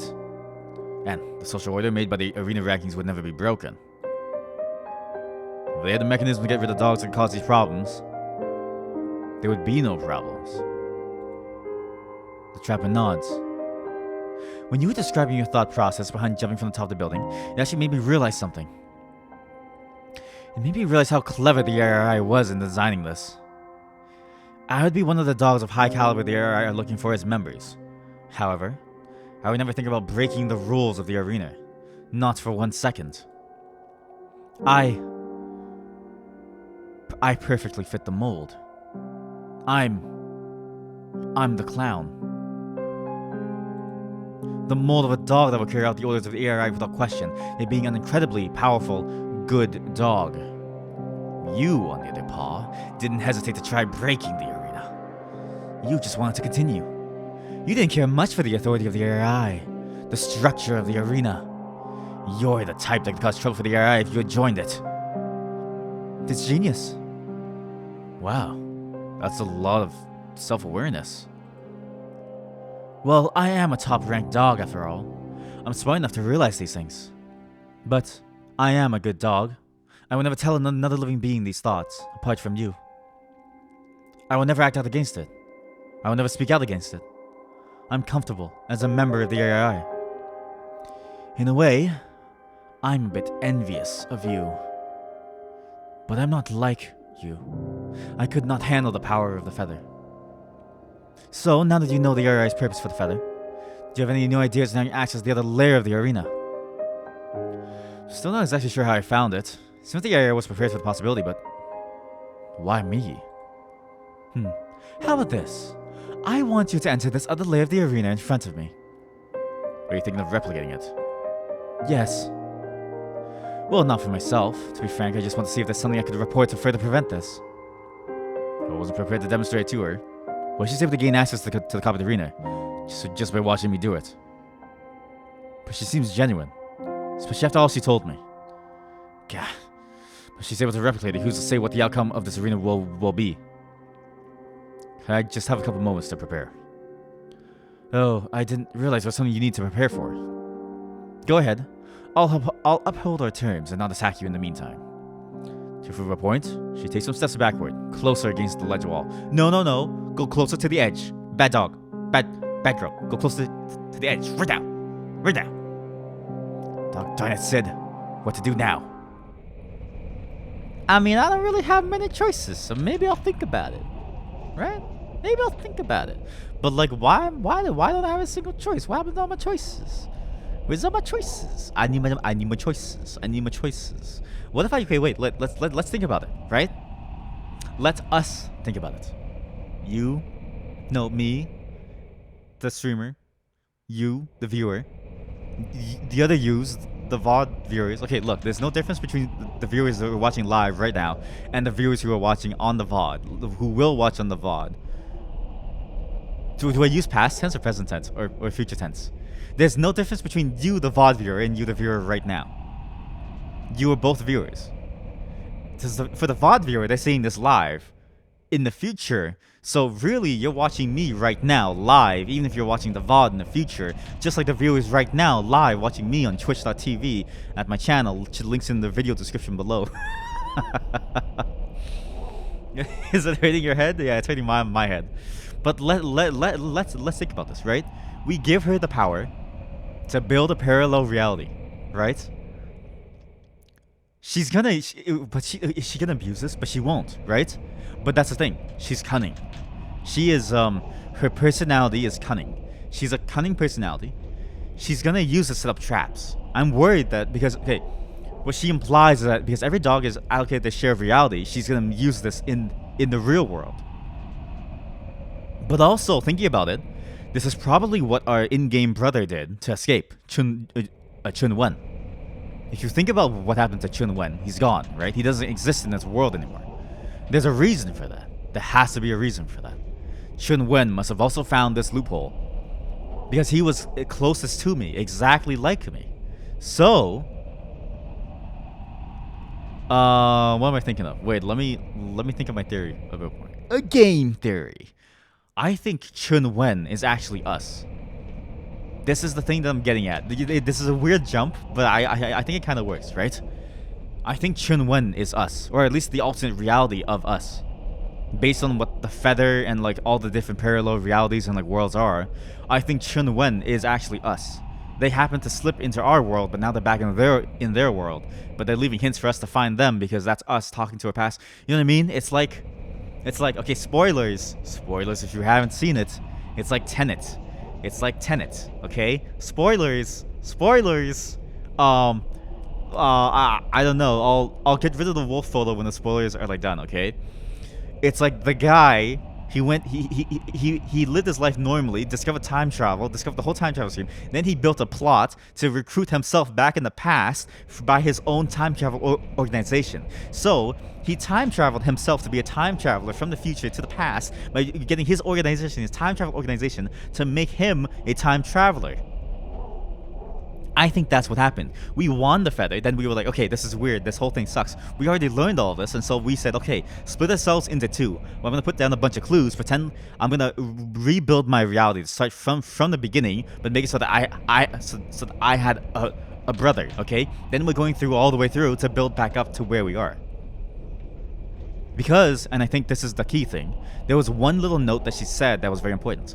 The leader of the ARI always won. He always won every arena. He had some sort of loophole. I think his loophole was the feather. Because the feather was there since ancient times. The ARI was always in possession of the feather. And so it brings me to question. Why would you have the feather as a reward, right? You would have it for the person who's most likely to break the arena. Who is most likely to game the arena that they're worried about, that the ARI is so worried about that they would give the feather away? The previous leader of the ARI. The previous leader of the ARI, who is us, they must have used the feather to push us back because they want to keep their class society.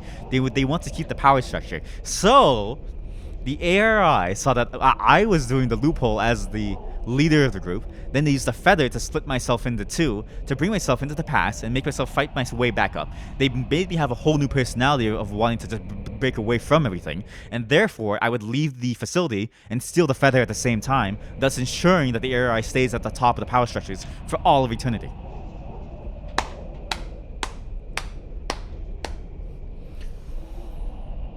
Fuck, I forgot to remove the dog feather. Okay, look, whoever's watching on the VOD or whoever muted and just unmuted for spoilers of a Tenet. I spoiled Tenet and I said my theory, okay? So unfortunately, you're not gonna get either. You have to suffer through the spoiler to get my theory of why I'm God. I'll leave it at that. I'm God.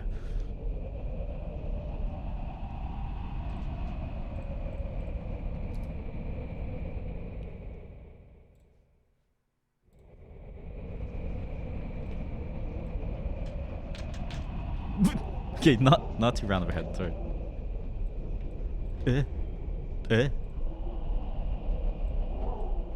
Perfect.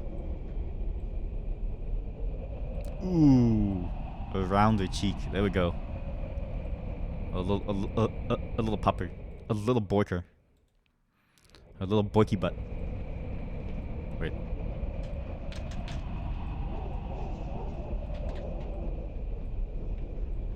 With a little snout over here. Then a halo. I'm God. Okay, now that just looks like Sid's dead. Okay, whatever. Sid is God.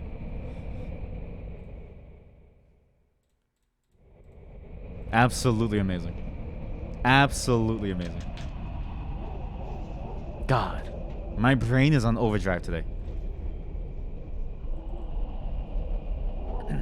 Think about it.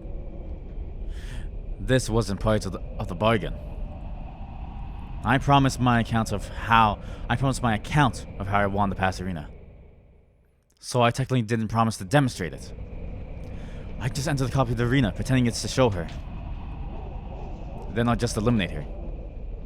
She gives me any grief after the arena ends. I'll just say that I technically upheld my end of the bargain. No, that seems awful. Well, let's think about some more, right? She's being faithful to it. Right? I have half a mind to argue that demonstrating the whole process isn't part of the bargain. But there's no harm in showing her as a gesture of goodwill, right? She tried replicating my actions, but if she couldn't access the copy of the arena 10 years ago, I doubt she could now. I mean, she works for the company now, so... Ah, there we go. Good. She has the same line of thinking. Though she's also now worked for the AI, so she may have gained more insights in how the arenas are fundamentally structured. Maybe, just maybe, she could replicate it. Think about some more. There's also the issue of what she said. I feel like the explanation about the feather being a safeguard is kind of sinister. Can you imagine, okay, Shuela, you're staring at Sid, right? And Sid's doing all kinds of motions with her, like, head. Like, you got Shuela in the corner over here, right? Like, just like staring at, like, Sid, right?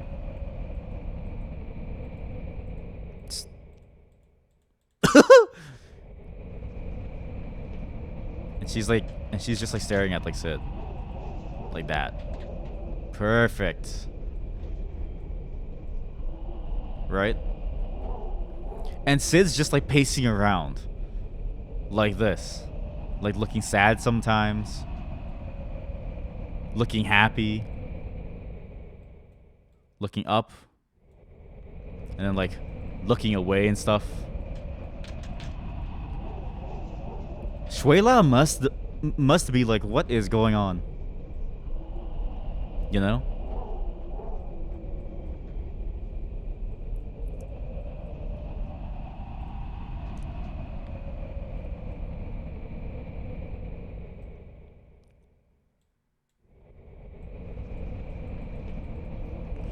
Okay, now that just looks like a homunculus.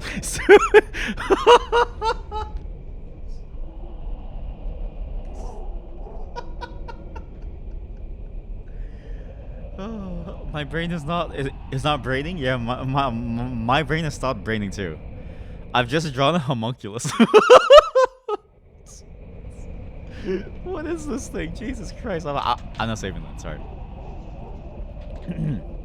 Yeah, I feel like Estrella must be like, what is Sid doing? Just pacing back and forth. I feel like the explanation about the feather being a safeguard is kind of sinister. I wish I had more time to think this through.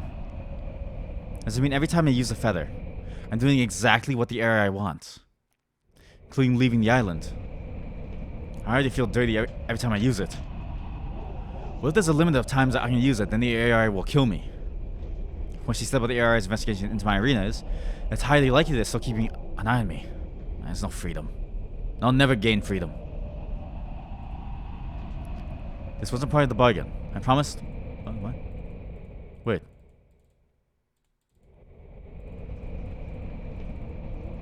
Wait, it's the same lines. Aw, man.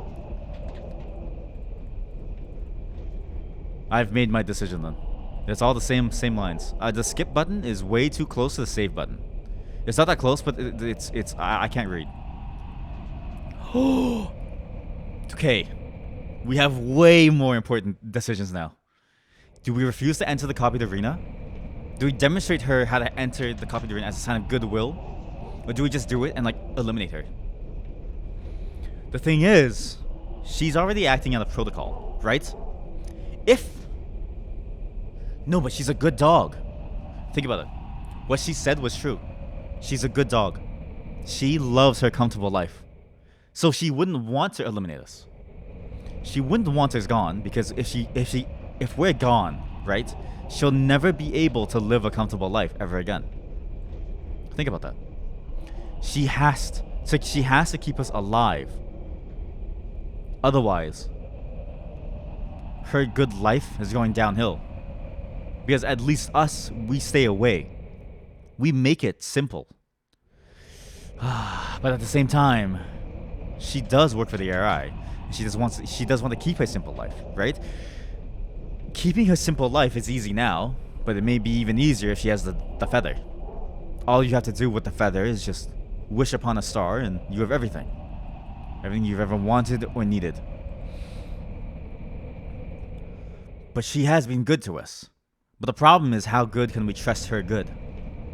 Right? She's cunning. She does things as a way to gain the upper hand, the power. She lorded over us before, not because she trusted us, but because she knew she could use us. Even though that was 10 years ago, I don't think that changes. But if she wanted to kill us, to take the feather, she would have before. Right? While we were hung up, she had the chance to destroy us. She's a curious mind. And I think having at least somebody to help us on the inside would help us. Shit. Fuck it. We're making her a double agent. We have to get on her good side. As a demonstration of goodwill and superior judgment, I show you how to enter the arena as a sign of my superior being. Alright. I'll tell you exactly how I entered the lair. I raised my voice since we're still far apart. I'm listening. The trapper doesn't move, which is fine by me. She's indicating that she's not going to attack. Close your eyes and think! Okay, just imagine, right? The wind is not, like, the wind has to be loud. Like, actually loud like this. And so you're like, close your eyes and think! It's like, what? No, you wouldn't be able to, like, hear anything. Close your eyes and think. Think these words. Take me to the copied arena. And with that, I'm in the copied arena. She stares blankly at me. Rather, she stares in the space where I was since I haven't moved. Just to make sure, I walk towards her, stopping when I'm just a paw's reach away. She doesn't move. Her gaze still fixed on where I was. Just like that. She closes her eyes. I can't do it. No surprise, huh? To my surprise, then, she reaches in her shirt and takes out her pendant. It swings loose from my neck on the chain. Go ahead now. I've gotten my answer. Why the dogs would be so dramatic? But sure, if she's offering, I have no qualms about eliminating her now. And with that, I jump back to the real arena, swiping the trapper's pendant squarely, making sure to blink back into the copied arena right away. Wait, that's so broken. I have a blink attack. Wait. She's the trapper. But Sid's the nurse. If you played DVD, you understand exactly what I'm saying. Sid's the trapper. I mean, Shuela's the trapper. Sid is the nurse. Disgustingly broken. Congratulations. Whoa, nice library. This is so embarrassing. I feel like I just drooled all over while I was passed out. Feeling slowly returns to my limbs as I move my paws and stretch my legs before pushing myself upright. Ugh. Losing my balance, I collapse on myself. But with the second attempt, I lean onto the wall in a more dignified position.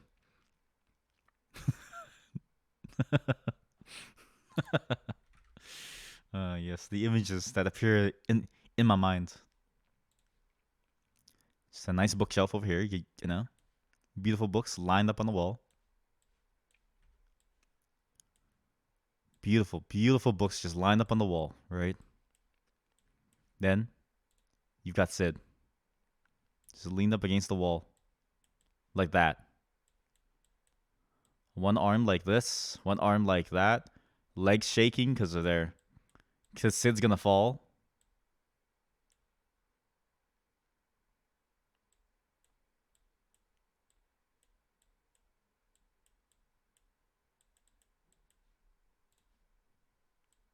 That's it.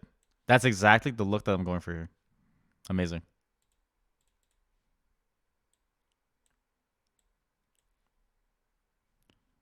Absolutely amazing. And then the puddle of drool. Perfect. Absolutely perfect. Why am I doing this? I actually have no clue. Uh. Why do I spend my time drawing in MS Paint instead of just playing the game? I have no clue. Yet you, the viewers, must suffer. Well, not suffer. You know, it's not like you're not having fun watching it. You know, as I poorly draw in her body. Oh God. Oh God. Yeah, it's close enough. And Shuela is just over here, like. Oh gosh, she has a fifth leg.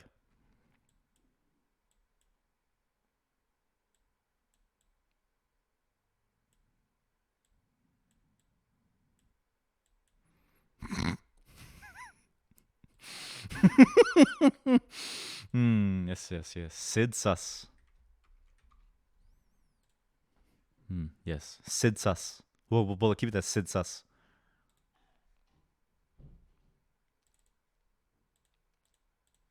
Perfect. Absolutely perfect.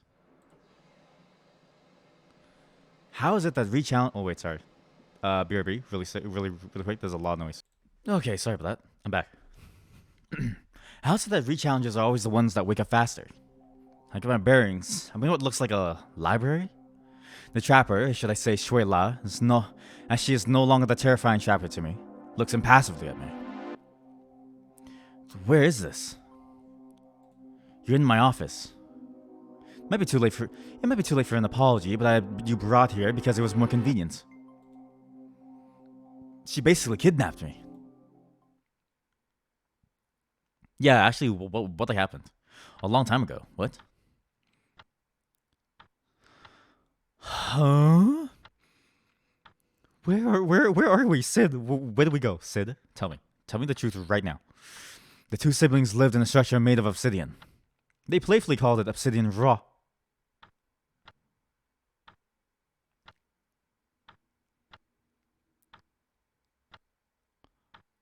Holy shit! You ever get that feeling of like, it's like a wash of adrenaline that like washes over you when you understand something, or when the realization kicks in. Two siblings. They playfully called it Obsidian Rock. This may not be our past. We may be some chosen being here. We may be an ancient Shiba. Floating stairs led up to to the two entrances, one on each side of the rock. On the west wing were the quarters of the sister. She woke late in the day and watched the sunset. Her domain was the night, for she often could not fall asleep. On the east wing were the quarters of the brother. He woke early in the day and watched the sunrise. His domain was the day. He worked hard, taking care of matters relating to the outside world. In the afternoon hours, they played games together, took walks in the grounds. They collected puppies' trading cards, did battle with them, with all sorts of mythical creatures. It's Pokemon. They were displayed proudly in the bottom rooms of the rock. They collected books that told stories with illustrated panels. The sister especially loved her collection and displayed them on shelves high in the high floors of the obsidian rock. The sunny and carefree days never seemed to end. But one day, the sister, being the older puppy, got news from the outside world. The sunny and carefree reality the siblings lived in, lived. The sunny and carefree reality the siblings lived in the obsidian rock was but a part of the entire reality that dogs on the island possessed. She was to leave her home, and her reality was to be reallocated based on her performance in the arenas. What? Wait, so they literally just get to like make their own playpens. That seems sick. So the brother remained in the obsidian rock until he too reached a certain age. It's weird learning about my brother's life leading up to the final arena. You guys became Egyptian gods. You allocated your reality to become Egyptian gods. What? It's a time period that feels frozen in the past, but now excavated with my return to Shiba Island. Perhaps I should have tried to get in touch with them more. But at the time, Ambition and zealousness had blinded me. One of the reasons he also wished for himself in his arena brackets was so he could stand as an equal to me. He had been living in a flat near KH Station. The address wasn't explicitly written in the journal, but he mentioned frequenting a certain food stall that was downstairs. The food stall no longer seemed to exist from my initial search, but Kuei Li came to the rescue. Kuei Li was able to pinpoint the building by cross-referencing maps and websites from the decade past. The unit number was mentioned in the journal, 1824. If it's a typical building, the first 2 digits should be the floor number. Wouldn't it be funny if he's just been living there the whole time? If only I had bothered to get his address before, we wouldn't have needed to go through all this trouble. Well, he clearly knows you have no idea of where he used to live. He might even have done this to really rub it in. Kuei Li smirks and her tone takes on a joking but mocking tone. By now, I know she's just teasing me, so I just roll with her punches. Yeah, if I didn't already regret not keeping touch with them better, I surely would regret it now after that obvious reminder. Let's head there tomorrow? Yeah, sure. Wait, why tomorrow? What? I've got to head out now because I'm meeting Max after his work for dinner. Dude. I don't... What? Dude, okay, look. If you're on a mission to find someone who's missing, okay, your first reaction would not be, I mean, I would, bro, but like I gotta eat, I gotta eat my boys, I gotta go to dinner, like it's, you know how it is, schedule conflicts. I'd be like, fuck the dinner, we can have dinner any other time. Those egg crepes can wait. We've got to go find my brother. I'll head back home as well. See you tomorrow. The next day, I tentatively enter the residential building. There's no security desk here, like Max's building. Kuei Li and I just take the elevator up. Say, Q, would now be a good time to tell me why you're helping me so much? Yeah, is she an assassin? Nope. Geez, such a tough one to crack. I'll try again another time. I mean, toss me a bone here. We were childhood friends and I forgot that because I moved away. And you're gonna reveal a past to me along with a confession of love. Hell no. Have you been reading too much manga? I may or may not have had a large collection when I was a puppy. I mean, recently there's been this type of game that's become popular.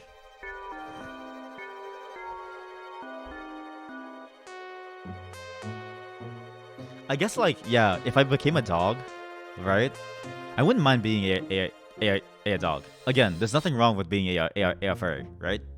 I'm just not a furry right now, but there's nothing wrong with being a furry. And being a dog was pretty fun.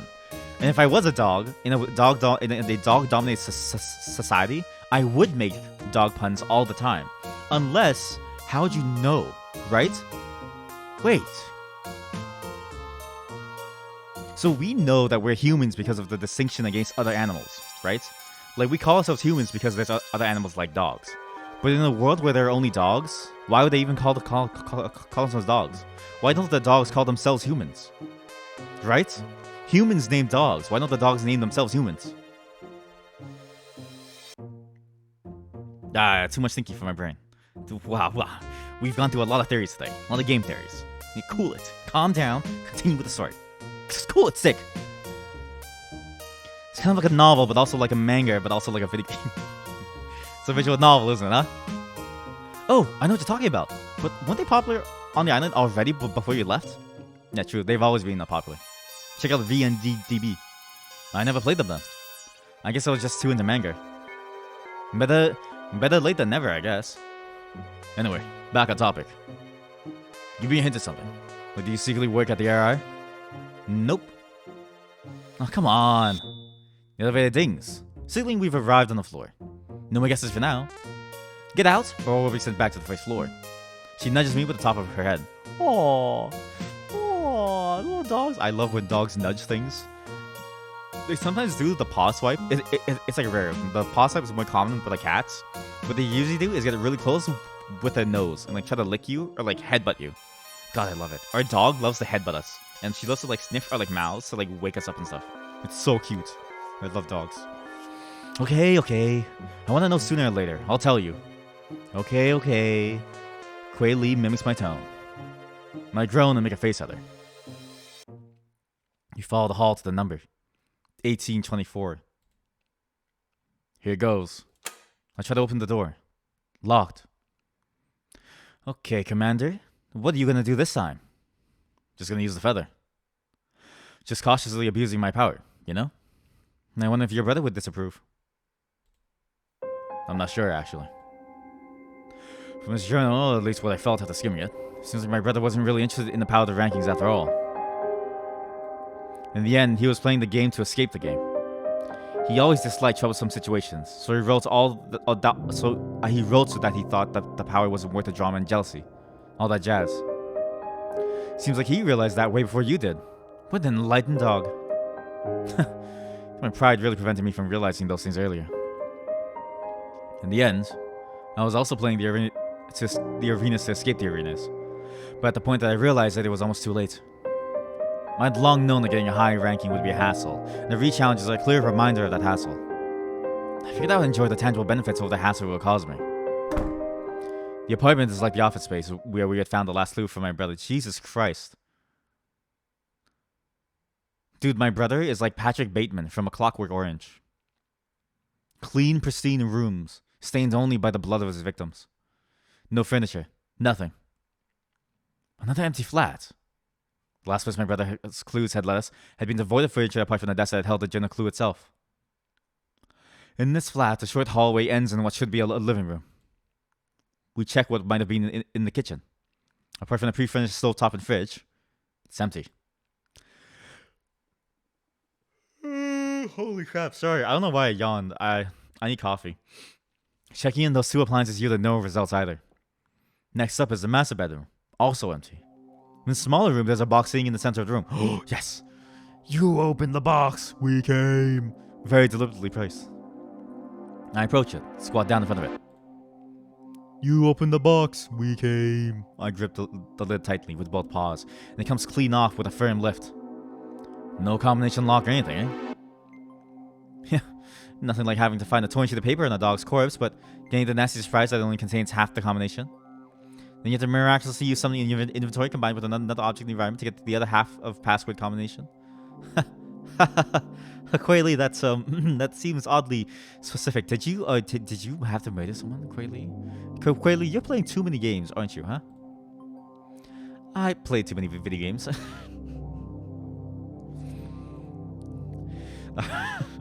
God, I'm call me a prophet. Like, I'm so good at like just guessing the next lines. All right, let's see what we have here. Whoa! A circular item is nestled on soft material in the box. 8 orbs glow brightly, the 9th one dim. Around the 9th orb, 9 small orbs glow. Rank 99. Holy shit! A brother was ranked 99. He got shit on. Wait, we actually shit on him. We're rank 100. Like my pendant, this pendant is unique on the entire island. I leaped to my feet unconsciously, slack-jawed as the possible meanings crash over me. Does this mean? Quayle covers her mouth with a paw, her eyes wide.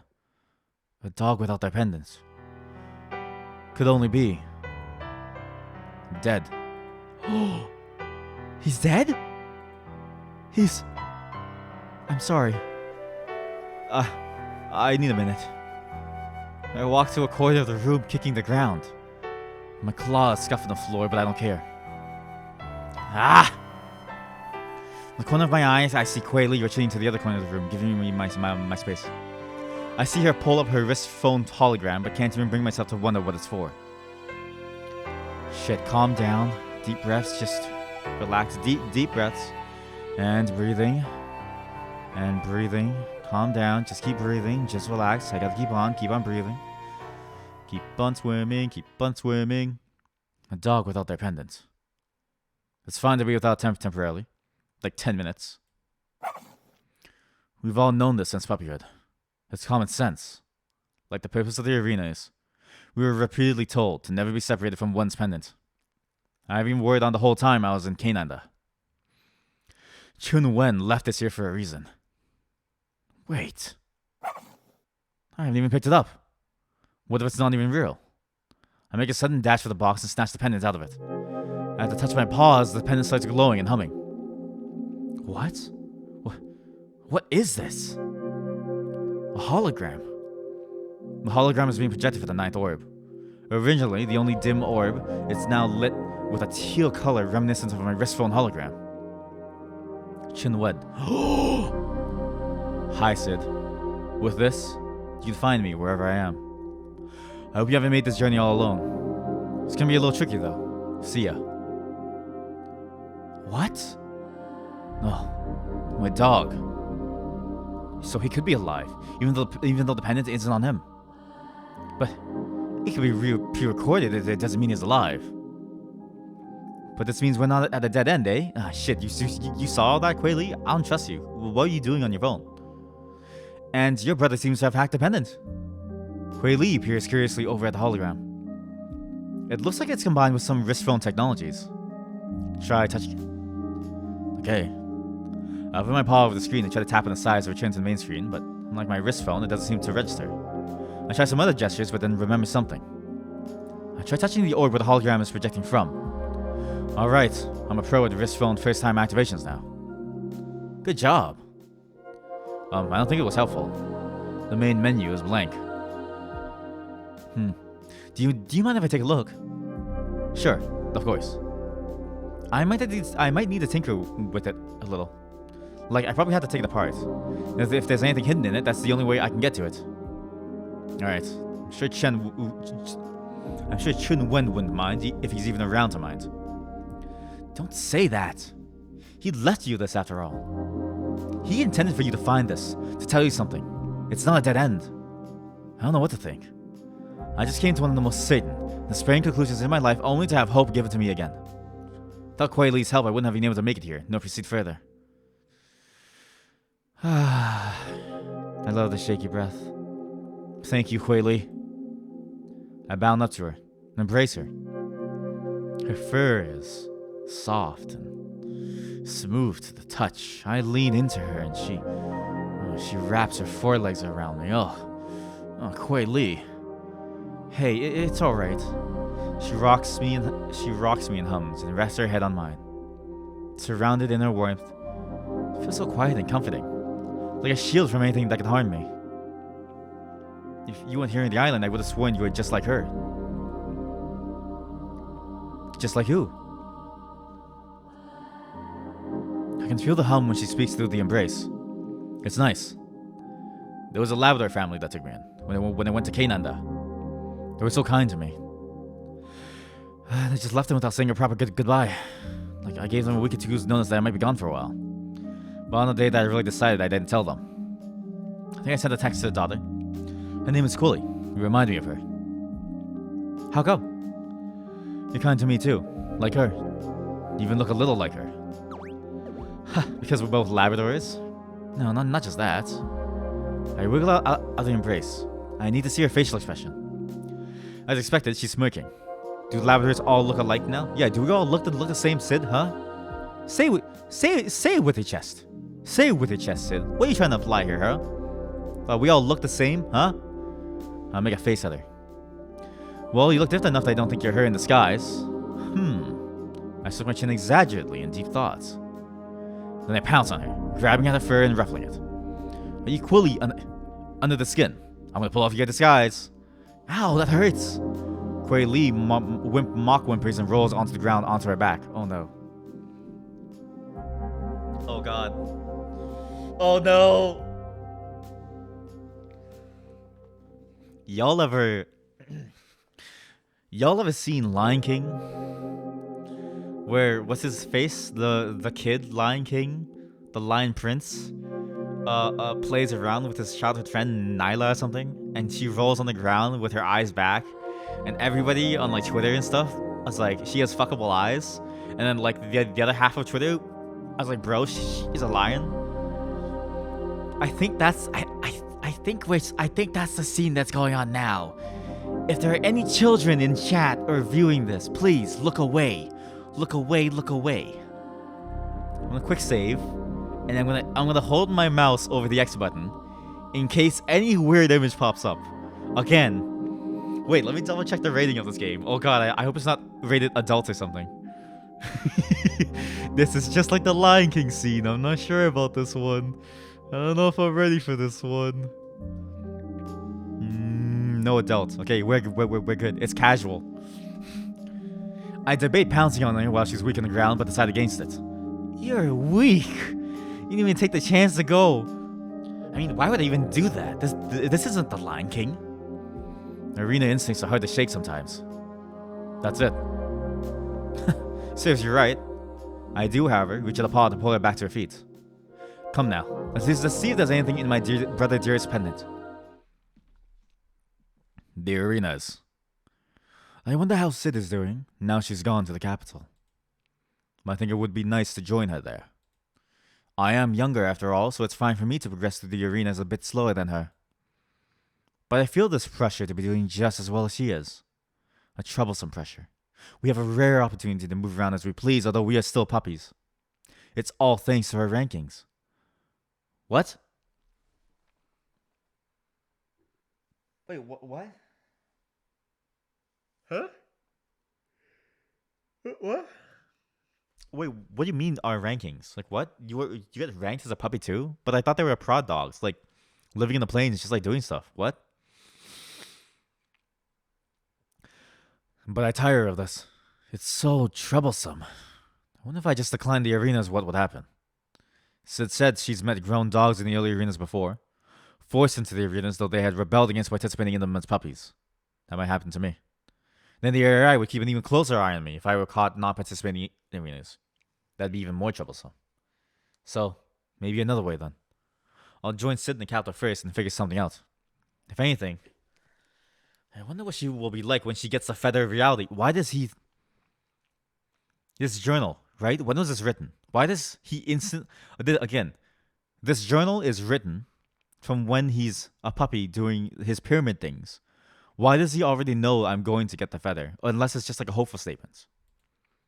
She seems so susceptible to its... How does he know this? And that's precisely why I feel the arenas will work in our favor. Maybe, somehow, I can make sure she doesn't lose herself if she gets the feather. Wait, how does my brother know so much? Later that evening, I'm back at Max's apartment, on call with Kuei Li's ghost. She passed away in between here and the apartment. She's a Star Wars hologram ghost now. She's with the Force now. Jesus Christ. Kuei Li has Chun Wen's pendant files open on her wrist phone. She explains that she was able to make a wireless connection to the pendant with her wrist phone and, from there, access the chip that my brother had slotted into it. Aha! Kuei Li shows me the screen displaying a map. See this? Gesturing with a paw, Kuei Li draws my attention to a faint small light on the map. We've got to go there. Kuei Li, you're amazing. Nah. You'd have known how to do this if you'd lived on the island these past years. Even if I used the feather, I couldn't do this. I couldn't do this without waiting another couple years. I'm glad you're on my team. I'm glad too. But don't thank me just yet. I'm trying to figure out where this map actually shows. You see, there are no street labels or geographical markers. Yo, it's GeoGuessr? Hold up. Wait, it's actually GeoGuessr. Right now, I'm thinking of running another image match search, but it's going to take a while. Sure thing. Sure. I can wait for as long as it takes. Can you zoom in out or? Not that I can tell. There are other image files that this application includes, but only this one has the dot marker thing. One sec. I'll send all those files to you. Maybe you'll recognize something. She swipes a couple times on the interface, and then get the notifications from my wrist phone.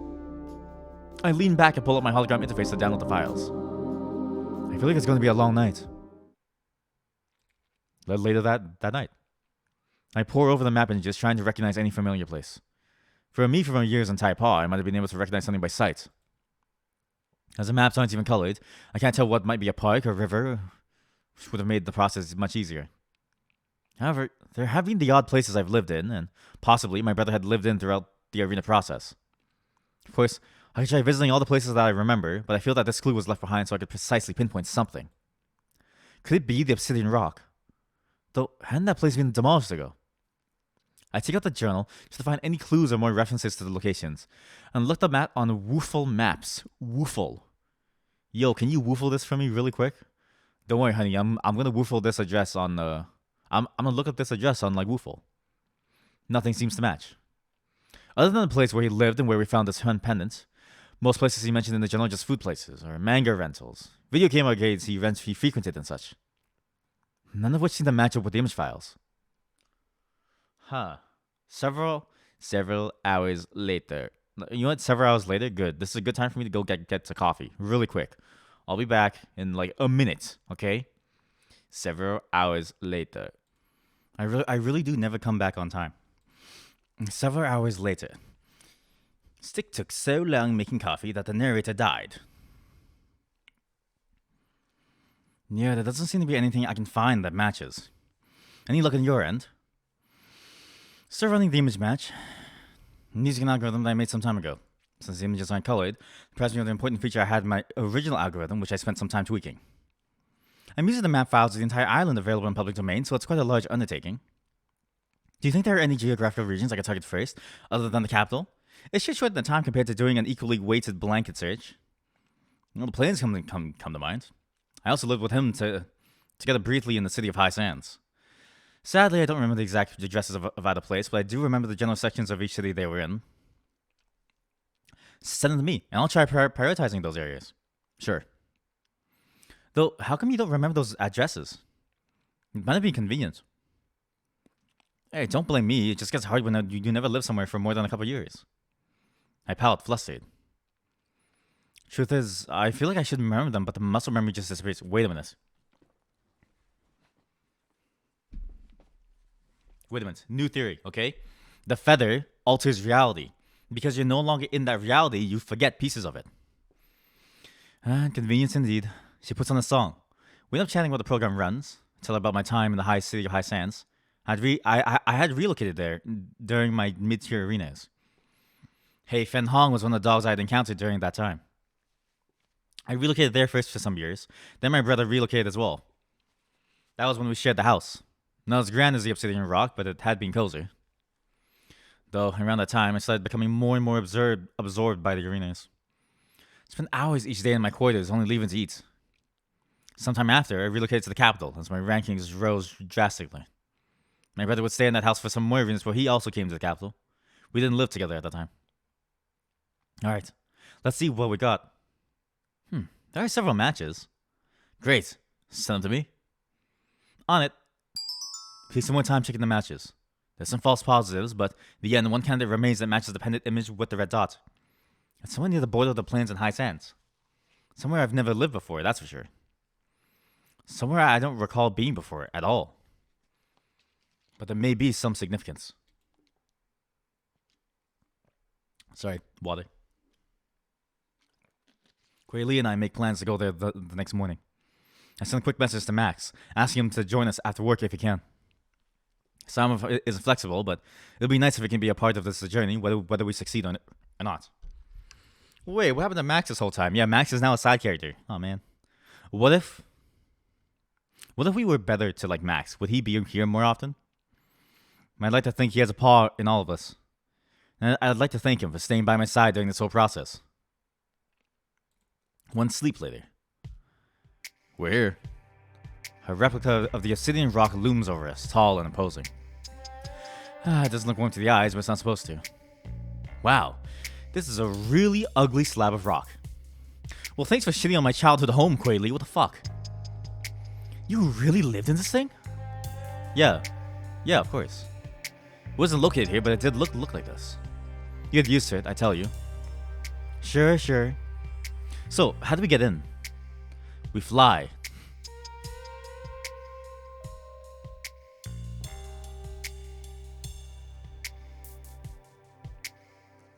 Huh? Serious? Is this some feather magic stuff that's ethically harmless enough for you to do? Okay, come on now. Come on.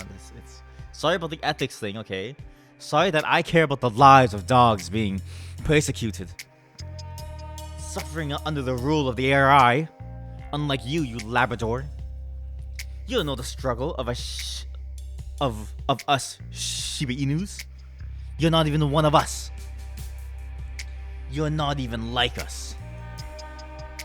You actually believe that? No, I didn't. Quay Lee makes a face and I know I've got her. You believed it. You believed it. Nah, dog, you're so annoying. You believed it. You believed it. Quayle just ignores me because I'm shameless, doing one final prance around her. See, my brother and I used to be just as annoying as this. Even worse to each other. It must be because we're someone that reminds me of him, I'm relapsing and acting like this again. Sure, Jan. Jan? Who's Jan? Oh, I knew it. I did lose my memory, right? Oh, then never mind. Go on. Allow me to demonstrate. I push back one of the hedges in the center of the grounds right for the structure. There's a little tile set in the ground. Hold my pendant to it with a bated breath. Okay, that didn't work. You don't think it would be your brother's pendant? Sid the feather bearer missing something this obvious? Good point. Though I'm offended. I take out Chunwen's pendant, which I had been keeping in my other pocket. I hold it to the tile, and as Quayle predicted, it works. Who is Jan? My real name must be Janet. I must be the leader of the ARI. It has to be. It must be true. I hold it to the tile. Okay. A low but audible click, and then the sound of machinery running. Before our eyes, parts of the ground start floating up. Big blocks of obsidian. Huge, big blocks of obsidian. BBO. Come on. Sorry. I just, look, it's just, hook, line, I'm the sinker. Come on. I find a block low enough and step up to it. From there, I leap from block to block, going higher. The wind in my ears, the texture on my paws I've not felt in so long. I feel like I've been brought back to the past. The steps are easier for me now, as an adult. I'm up at the doors in no time. They slide open without prompting, the way they're designed to. I enter it. Once so familiar, now I have no idea what to expect. Yo, I don't like the look of this place. It looks way too dark and freaky. Way too dark and freaky. We used to live here? You made it. Chunwen. The voice comes from above? It sounds like it's from a speaker. Chunwen. I have no idea if he can hear me, but he seems to be able to see me. Wait, hold on. The door that blocks this room from the rest of the house slides open. Let's meet in the middle. From my memory, the middle was the room that could be reached from the corridor that joins the two of our rooms. I bound forward, Quayle trailing beside me. The middle. With every step I am closer. Will the truth be here? The reality that I so believe to be true.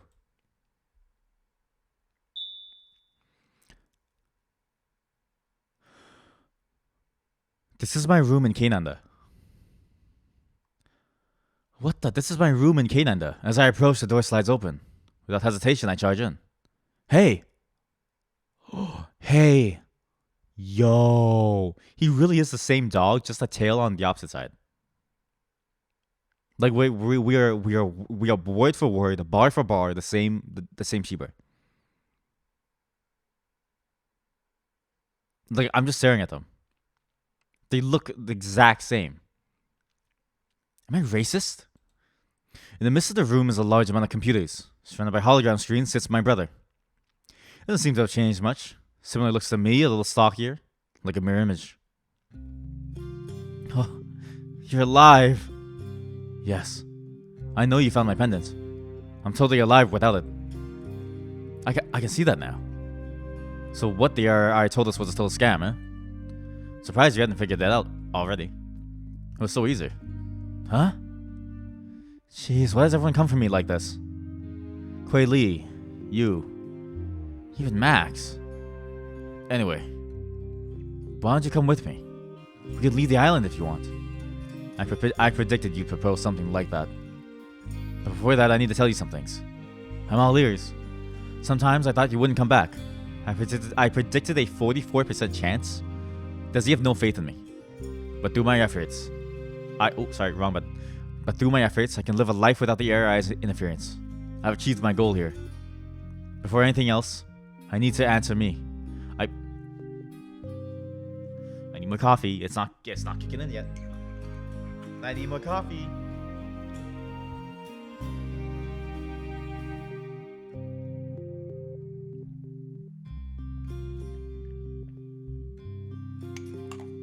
More coffee. Oh, sorry, BRB as well. Forgot to take medication.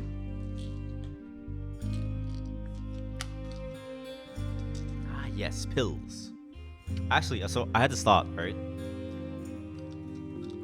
Back then, I think it was because of some game that we played. What was game? Whoa, what game did I play on stream recently?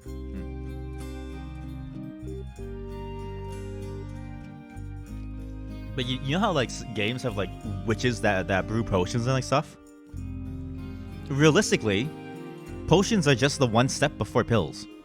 Like a pill is just a very, very concentrated potion that you melt down until it's just powder, right? So I'm surprised that pills weren't invented beforehand. Like why healing salts were even a thing when you do just healing powder, you know? Before anything else, I need you to answer me. Have you? First of all, it depends on what those goals are. Find you? Yes.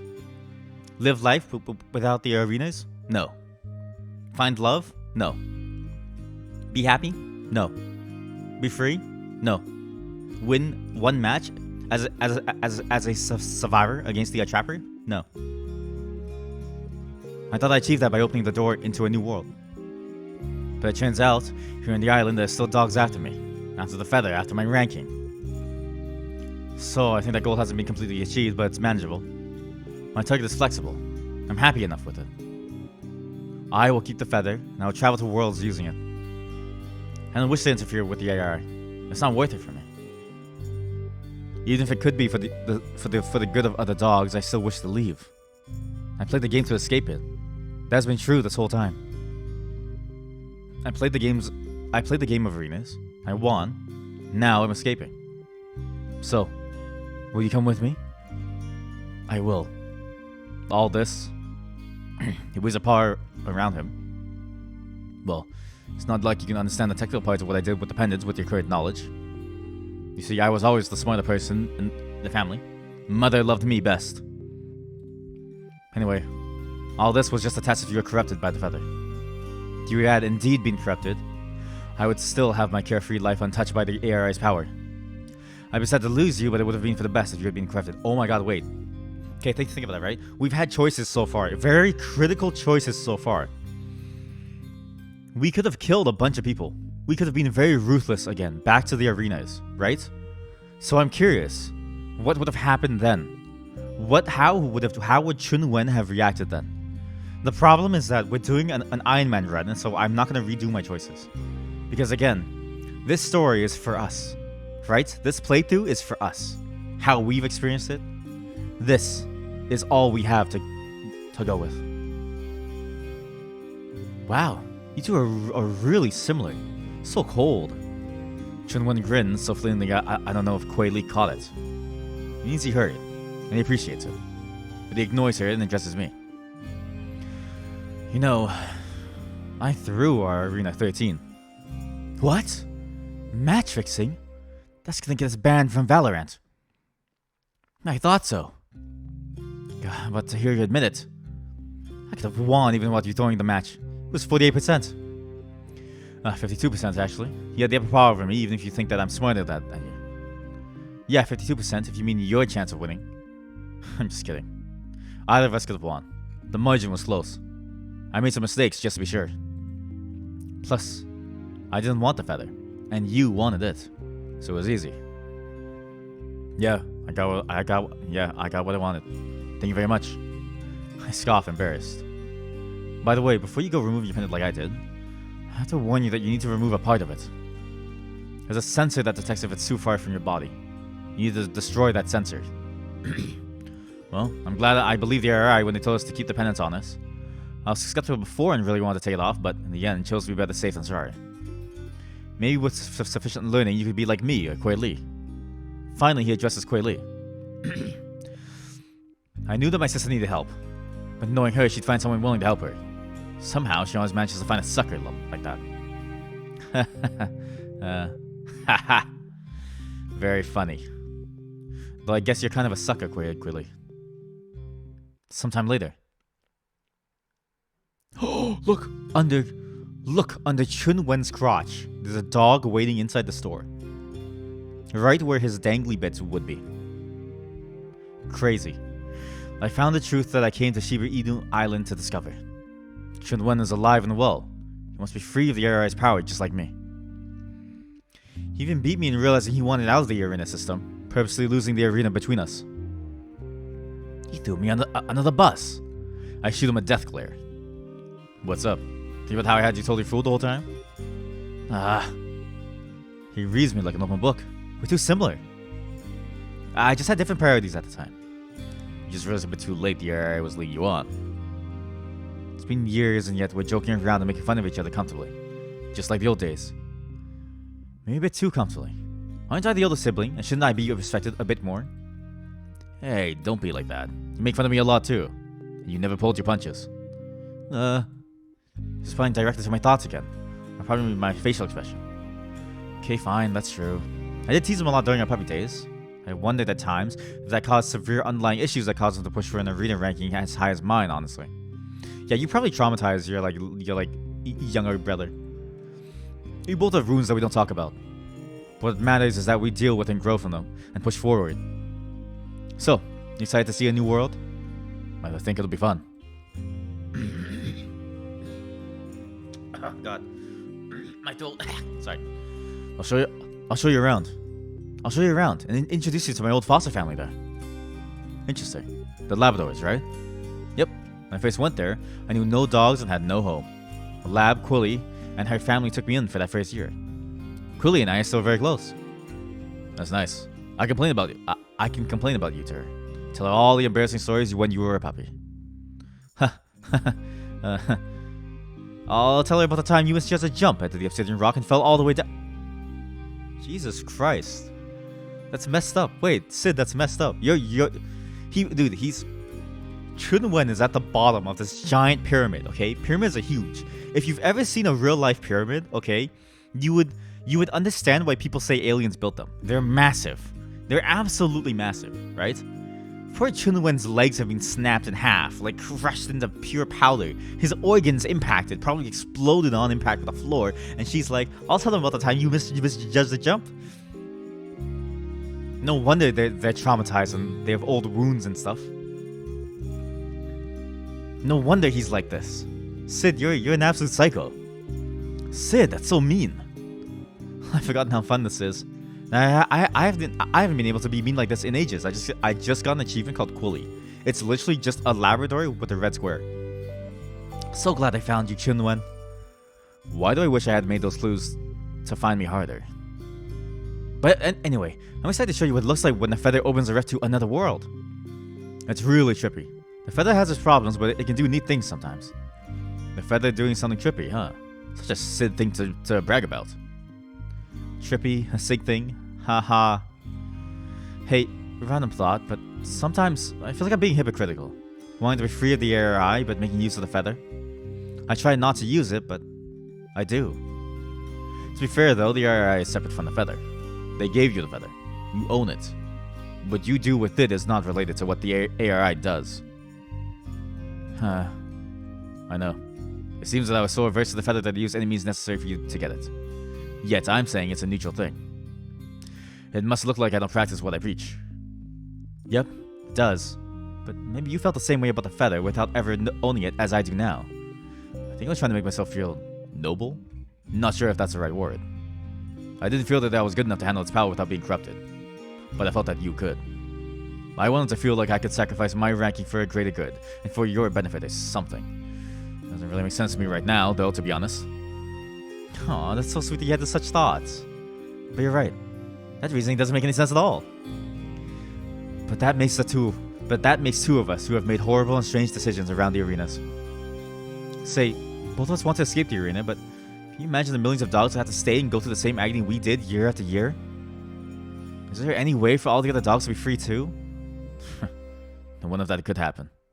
If the ARI didn't exist anymore. Demolish the ARI? That's tempting. Plus, we're leaving the island, like tomorrow. I could do it and run. But I'm thinking, would that have the intended effect? Setting the dogs on the island free? We're so used to the rankings that's determining everything. The way we interact, the occupations we have. The entire value of a dog is defined by ranking. If the ARI suddenly went away, someone, or some organization of dogs would have to take responsibility for the fallout. You have the power to feather. Let's say it's theoretically possible to remove the AI with a thought. Just like that. Something to get a gradual uprising. With many dogs already swaying the cause, and thus a network of dogs will help create the structure post-AI. Okay, true. Chinwen's a genius, right? And Sid also alluded to this as well near the beginning. When Sid was talking, she was like, I can wish for small things like opening a lock, but larger things, she has to think about every single part. She'd have to be able to alter reality in every single way in order to make it work. Huh. So it would be what the fuck? Okay, I'm sorry. Look behind Sid's ass. That's a weird statement, sorry. But look behind Sid's ass on the road in between the buildings. Is that a shadow demon climbing a building? What the fuck is that? Look, there's like a weird eyeball thing in the middle of the road, but like in the sky space in between the middle of the two buildings behind Sid's ass. It's like a shadow demon. It's like a spaghetti demon. What the hell's going on there? What the fuck? This coffee is not kicking in yet.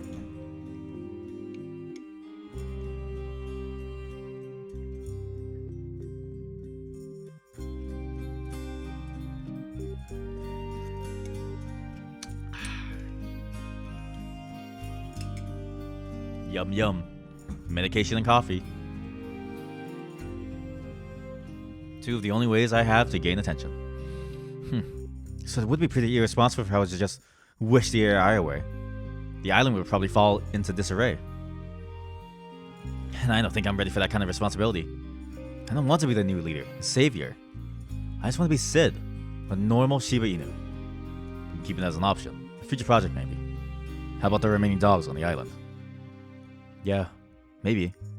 Right now, I don't see any way to solve their problems immediately without it being just a naive daydream. In the meanwhile, I want to travel and enjoy myself. Take a break from all of this. I'll go back up my stuff. You said you led a research team over at Canada. Can I join? Of course. You're much more up to date on island technology as it is. You could really use your help in replicating some of it for the infrastructure in Canada. If that's something that sounds interesting to you, that is, I mean, we can discuss what would be suitable to introduce to Canada. I feel with the big gap, there's some things that I'd rather tinker with in private, but not introduced to the public there yet. Sounds great to me. Now that's something I'm excited about. I'll go back to Max's and pack up my stuff. See you tomorrow.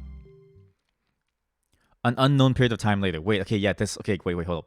Why did we just leave him alone, right? It feels like he's too critical to leave alone. Max and I step out of a restaurant in Corgi Town. Oh! Yo! Okay, do you understand the implications of calling it Corgi Town, right? No matter where you are, there's a Chinatown. Sometimes a little Italy, sometimes a little Greece, right? You got Chinatown, you got Corgi Town. Different towns. You have Japantown. Different towns for people, for like different cultures that sort of congregate there and sort of like make their own little like ecosystem there. With all their goods as well. All their sort of like sometimes cultural associations, like the ones that we have in my city for the respective ones.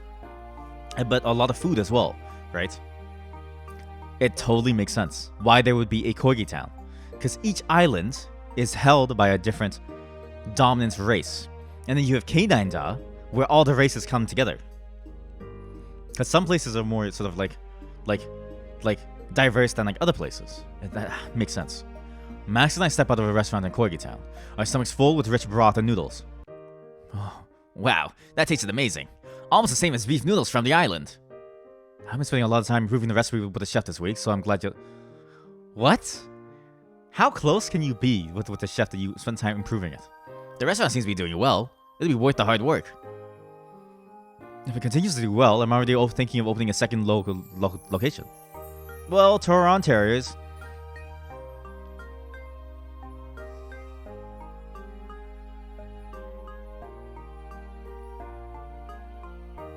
There really are only 3 cities in Canada that people think about, right? Toronto, Vancouver, Montreal. That's it. The third. Toronto Terriers. Terriers. A breed of dog. Toronto. Toronto, the city. Well, Toronto Terriers are in for a treat. Oh. Did I skip a line? Ah, shit. No, okay, good. We walked down Spaniel Avenue. Spadina Avenue. In Toronto, it's a very beautiful street called Spadina Avenue. The downtown area is wonderful. To the waterfront. Terriers are milling around, enjoying the summer weather. Max and I fall on step on the path by the way. Wait! Oh, shit! We're an unknown time later. We're in Canada. Oh my god. That's a CN Tower! Did I ever tell you that I actually didn't appear in the city when I first came over from the island? No, I don't think so. I lived in a place called Whippedloo for some time. Waterloo. Yep. It's a smaller town, so dogs in the neighborhood tend to know each other. So, of course, they noticed when a dog that didn't look like them at all appeared out of thin air. Wait a minute. So the Shiba Inus, okay, have a magical artifact that can alter reality worldwide. Whoever owned it could have absolutely caused havoc on the entire world. That's why they orchestrated us to have it. Well, figuratively, I don't think anyone witnessed how exactly I appeared. It would have been a frightening sight. Yeah, when you opened the rift, I couldn't believe what I was seeing. Now that you've literally stepped over into the world of Canada, do you believe it? Oh yeah, I believe it. 100%. But sometimes I still think I might wake up suddenly and be in my bed or something. I'm glad I had a chance to come and see where you've been living all these years, though. Max, would you consider moving here? What do you mean? I'm asking you to be here with me and maybe consider a long-term stay here together. I gulp. It's a tough question to ask, and I've been building up the courage the whole day. Thankfully, I didn't freak out and not ask him at all. I look at him expectantly, but then look away into the distance when he doesn't meet my glance. It's a big decision. I'll give him some time. Sid, I'm flattered, but I can't say yes. I love Chun-Wen. Sure. Honestly, like, of course he can't say yes. Like, if you think about what the choices we've made so far are, we've chosen not to be with him. We've effectively chosen to not be with him and be with everyone else. So it's like, I feel, it makes sense. I try to keep a cheerful countenance. I was just wondering, thinking about it a bit and stuff. Right? We effectively chose the Yuri option, right?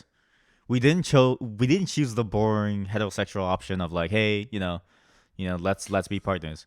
We tried to hook up with every single woman in this game. Every single one. Sid wanted other dogs that weren't Max and her brother. Could I ask what you meant that you can't say yes, but it's not a no? Look, I'm sorry.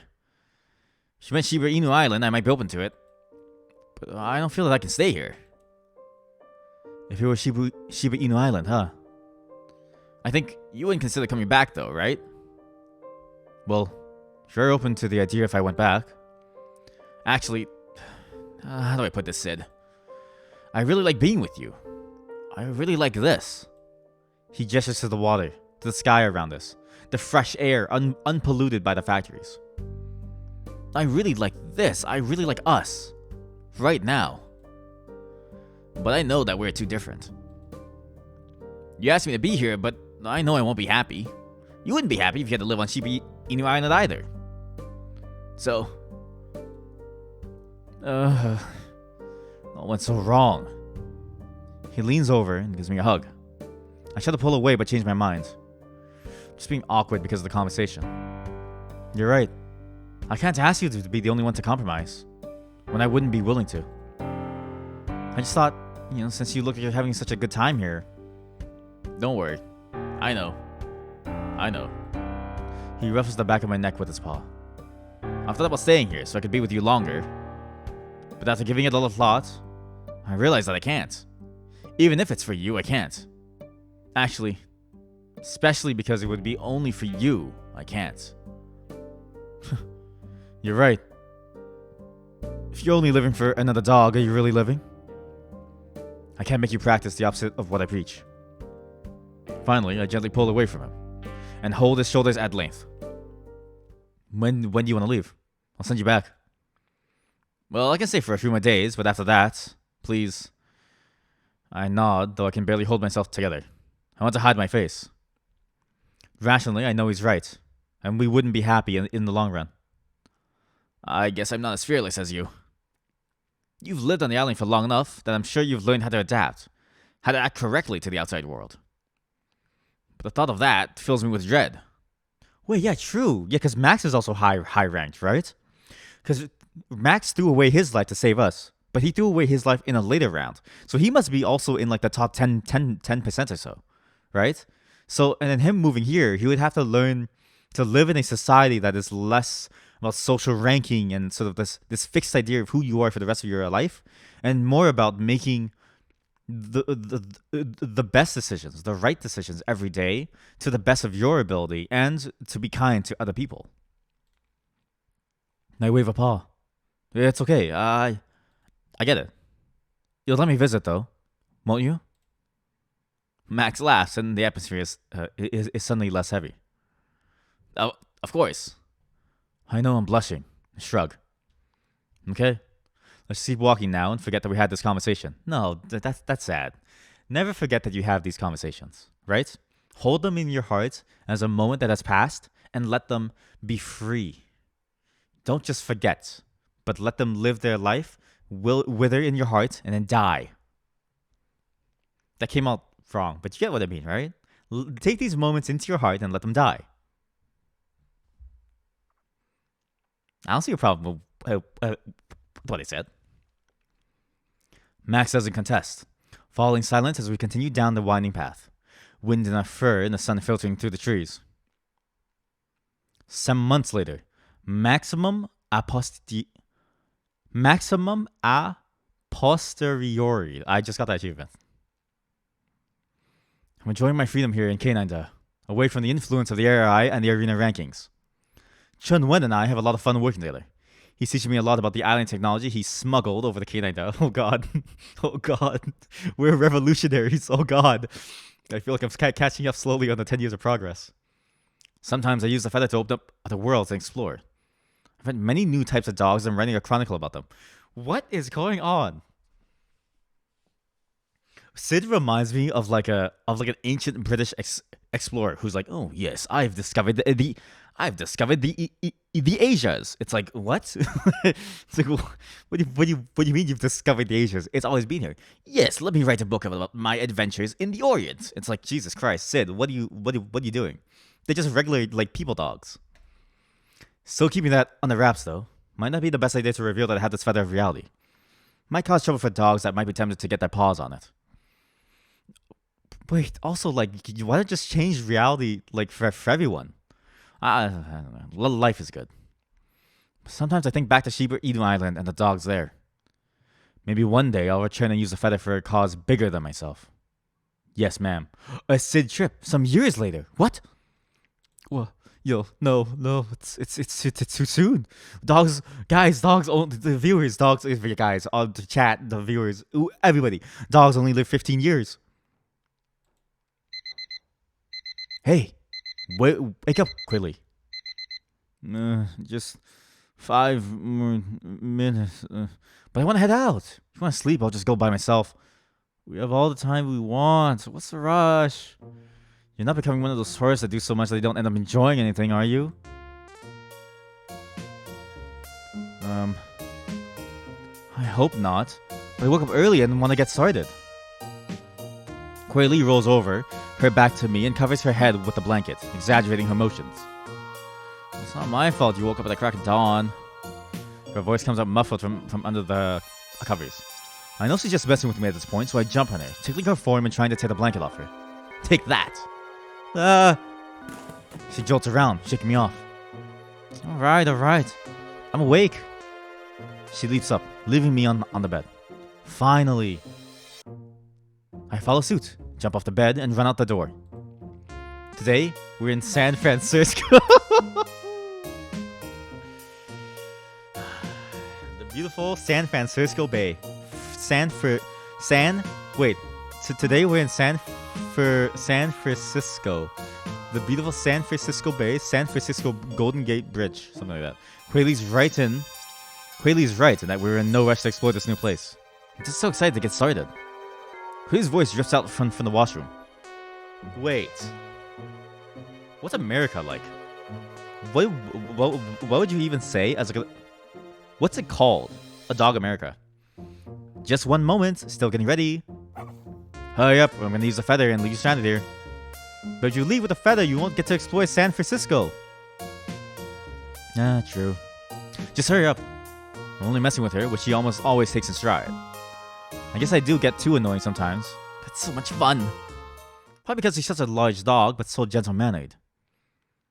Eventually, we stroll out of the building onto the sunny sidewalk. This world isn't all that clean, but it's full of life. Okay, so worlds are countries. This world is not that clean. I get it. Or maybe even just cities, right? The dogs in this world look similar to Quaylee, but have longer coats and sturdier builds. They call themselves American Golden Retrievers. God bless America. Do you think... Okay, you know what? Their fur... I hope the American dogs have evolved to have the flag printed on the pattern of their fur. As usual, I'm dwarfed. But whatever. I got used to it in Canada, and I can here as well. And it's nice for once to not be the only different dog, since Quaylee has joined me on these adventures. Since I have the power of the feather, it makes sense to make the most productive use out of it. What better way than to explore new worlds? So, are we dating? Are we dating Quaylee now? Quaylee and I are at the Golden Retriever Gate Park again, at my insistence. Trees with knobbly branches tightly dot the plaza we're overlooking. The sun is like a warm blanket. I don't know how those Golden Retrievers handle the heat. I'm pretty comfortable like this as I have short hair, but looking at them makes me feel so hot. So, okay, this is a real thing, okay? If you have a big fluffer dog, right? Like a Arctic... I was about to say like an artichoke, okay? I forget the actual name of the dog. They're like very... A Malamute. Wow. An artichoke. Artichoke? An Arctic artichoke? A Malamute, right? They do not handle the heat. Like, I see people walk around with like Malamutes in our city, and it's like, okay, like sure the winter times get kind of cold, but like we barely get snow anymore, and when it's hot, it's real hot. I feel bad for state dogs. Not to mention it, I'm feeling hot on their behalf as well. Makes me think. Louders have much shorter coats, and they can tolerate the cold in Canada. I poke her on the shoulder and ruffle her fur. I wouldn't know. I still haven't been there yet. It'll be our final stop after this discovery tour. I can't wait for you to see it. Is it gonna be your first time in the world surrounded by dogs that look just like you then? I guess so. But really, I don't know what that feels like, so I feel pretty indifferent to that fact. Huh, that's true. For you, it's gonna be a new experience, not something that you missed or are going back to. Wait! Yeah, because she was a Labrador who was born on Shiba Island, right? Huh. That's interesting. So either she's an expat, or she's a half-root, you know? That's very interesting. So, you were born on the island, eh? Okay, well, thanks for answering my questions here. I told you before, I don't really remember anything before I turned 19 years or so. Why is it always 19 years? And okay, now we have evidence that they live to normal human years. Something must have happened to my brain. Something about being in this really dark rock cave, like sitting rock. But I'm happy with my life as it is now. I'm with you, and we're seeing all these new worlds. I don't really want to dwell on things. I'll press the issue and rest my head on her side. If she ever wants to, I'll even try to use the feather to help her find any clues to her past. But right now, I respect her decision to leave her past unchecked. I, out of anyone, would know what it's like to have a past I'd rather not be reminded of. Whether or not that's the case for her, it's fine. Some truths are better off buried. Say, Quaylee, I'm glad you came to me on the island. Even though you still won't tell me why you helped me so much with finding my brother, I'm glad to find someone I can be myself with and travel. Sorry, it's still a secret. But I will say, I'm happy too. You're such a reckless and silly dog. You silly little dog, you. Oh, you silly little pupper. You're so silly. You silly dog. You have someone watching over you. Who knows what trouble you would get yourself into? And that's true. Even if you didn't have something as dangerous as a feather of truth. She makes a face at me. Jeez. But she's right. I am silly. I'm a silly little dog, aren't I? I'm a silly little dog, aren't I? I'm so silly. God, I'm so silly. She's so right. I'm a silly little... Actually, you don't only watch over me. You balance me out a bit. Are we finding love for the first time in forever? What is love? I think at some points on the island, during the ARI challenges, I was close to losing it. Tempted to use the feather to do some very, very destructive things. Yes, so it was our choices. We chose to be kind, caring. We chose to trust even when it seemed impossible to trust. We chose to believe in the good of others.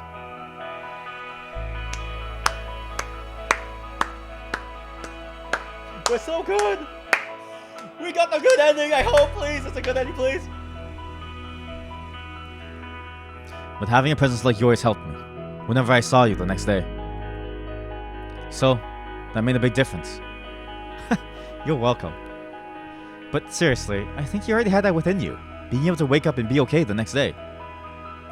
There's something really resilient within you. I saw that over and over again. To wake up and be okay the next day, eh? I think there are two sides to that. Sure, I wake up and I'm fine. But being fine can still range between being so close to the edge of being consumed by the feather, or feeling optimistic and positive. There have been many times I felt that void to be such a thin line that sometimes I realize how close I am to snapping. So it's for the best that you're around to balance me out. Wow, that sounds like a lot of responsibility. What happened to the I don't trust any other dog Sid from the arenas? Well, that Sid existed until someone nosy finally got under his skin and forced her to admit her own weaknesses. I'll take that as a compliment. I know you're too shy to compliment someone without it being shady. I am not too shy. My laughter rings, blending with the bustle of the golden retrievers milling around the plaza, and I gaze up at the blue sky. Thank you, Feather of Truth. In the end, it might not have been a bad decision to keep you. Oh, the end. I also got the achievement, my everything, with the Quailey's face. Thank you for playing. We hope you enjoyed the summon with the Shiba. Yeah, I did. Wow. That's it. I'm gonna let the credits run because, again, I think they deserve to put their names out there. I really enjoyed this. God.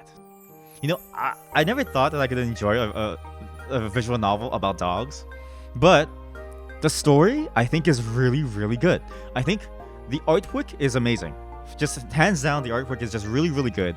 There's so many good memeable faces and like things happening. And the story itself, it took an interesting concept. It is, in and of itself, such an interesting concept with so much, I guess, flexibility with how it can be used, right? Renpai Tom. Renpai? Why does it sound so familiar? But anyways, I am curious about different elements of the story that were sort of left unsolved, though, right? There's a lot of different elements of the story that were left unsolved. Like, we don't know why Quay Lee, for instance, decided to find us, why she was familiar with us, and why she wanted to talk to us. We don't know why she called us Jan at some point, right? I still don't really understand about like the overarching story with like the ARI and like the feather and stuff and like what's like going on there. I kind of get it, but I'm curious about it. Very, very curious about it. But the setting that it proposes, right? I think the story did two really good things. That's usually very hard to do. They set up a setting that is very interesting all throughout, right?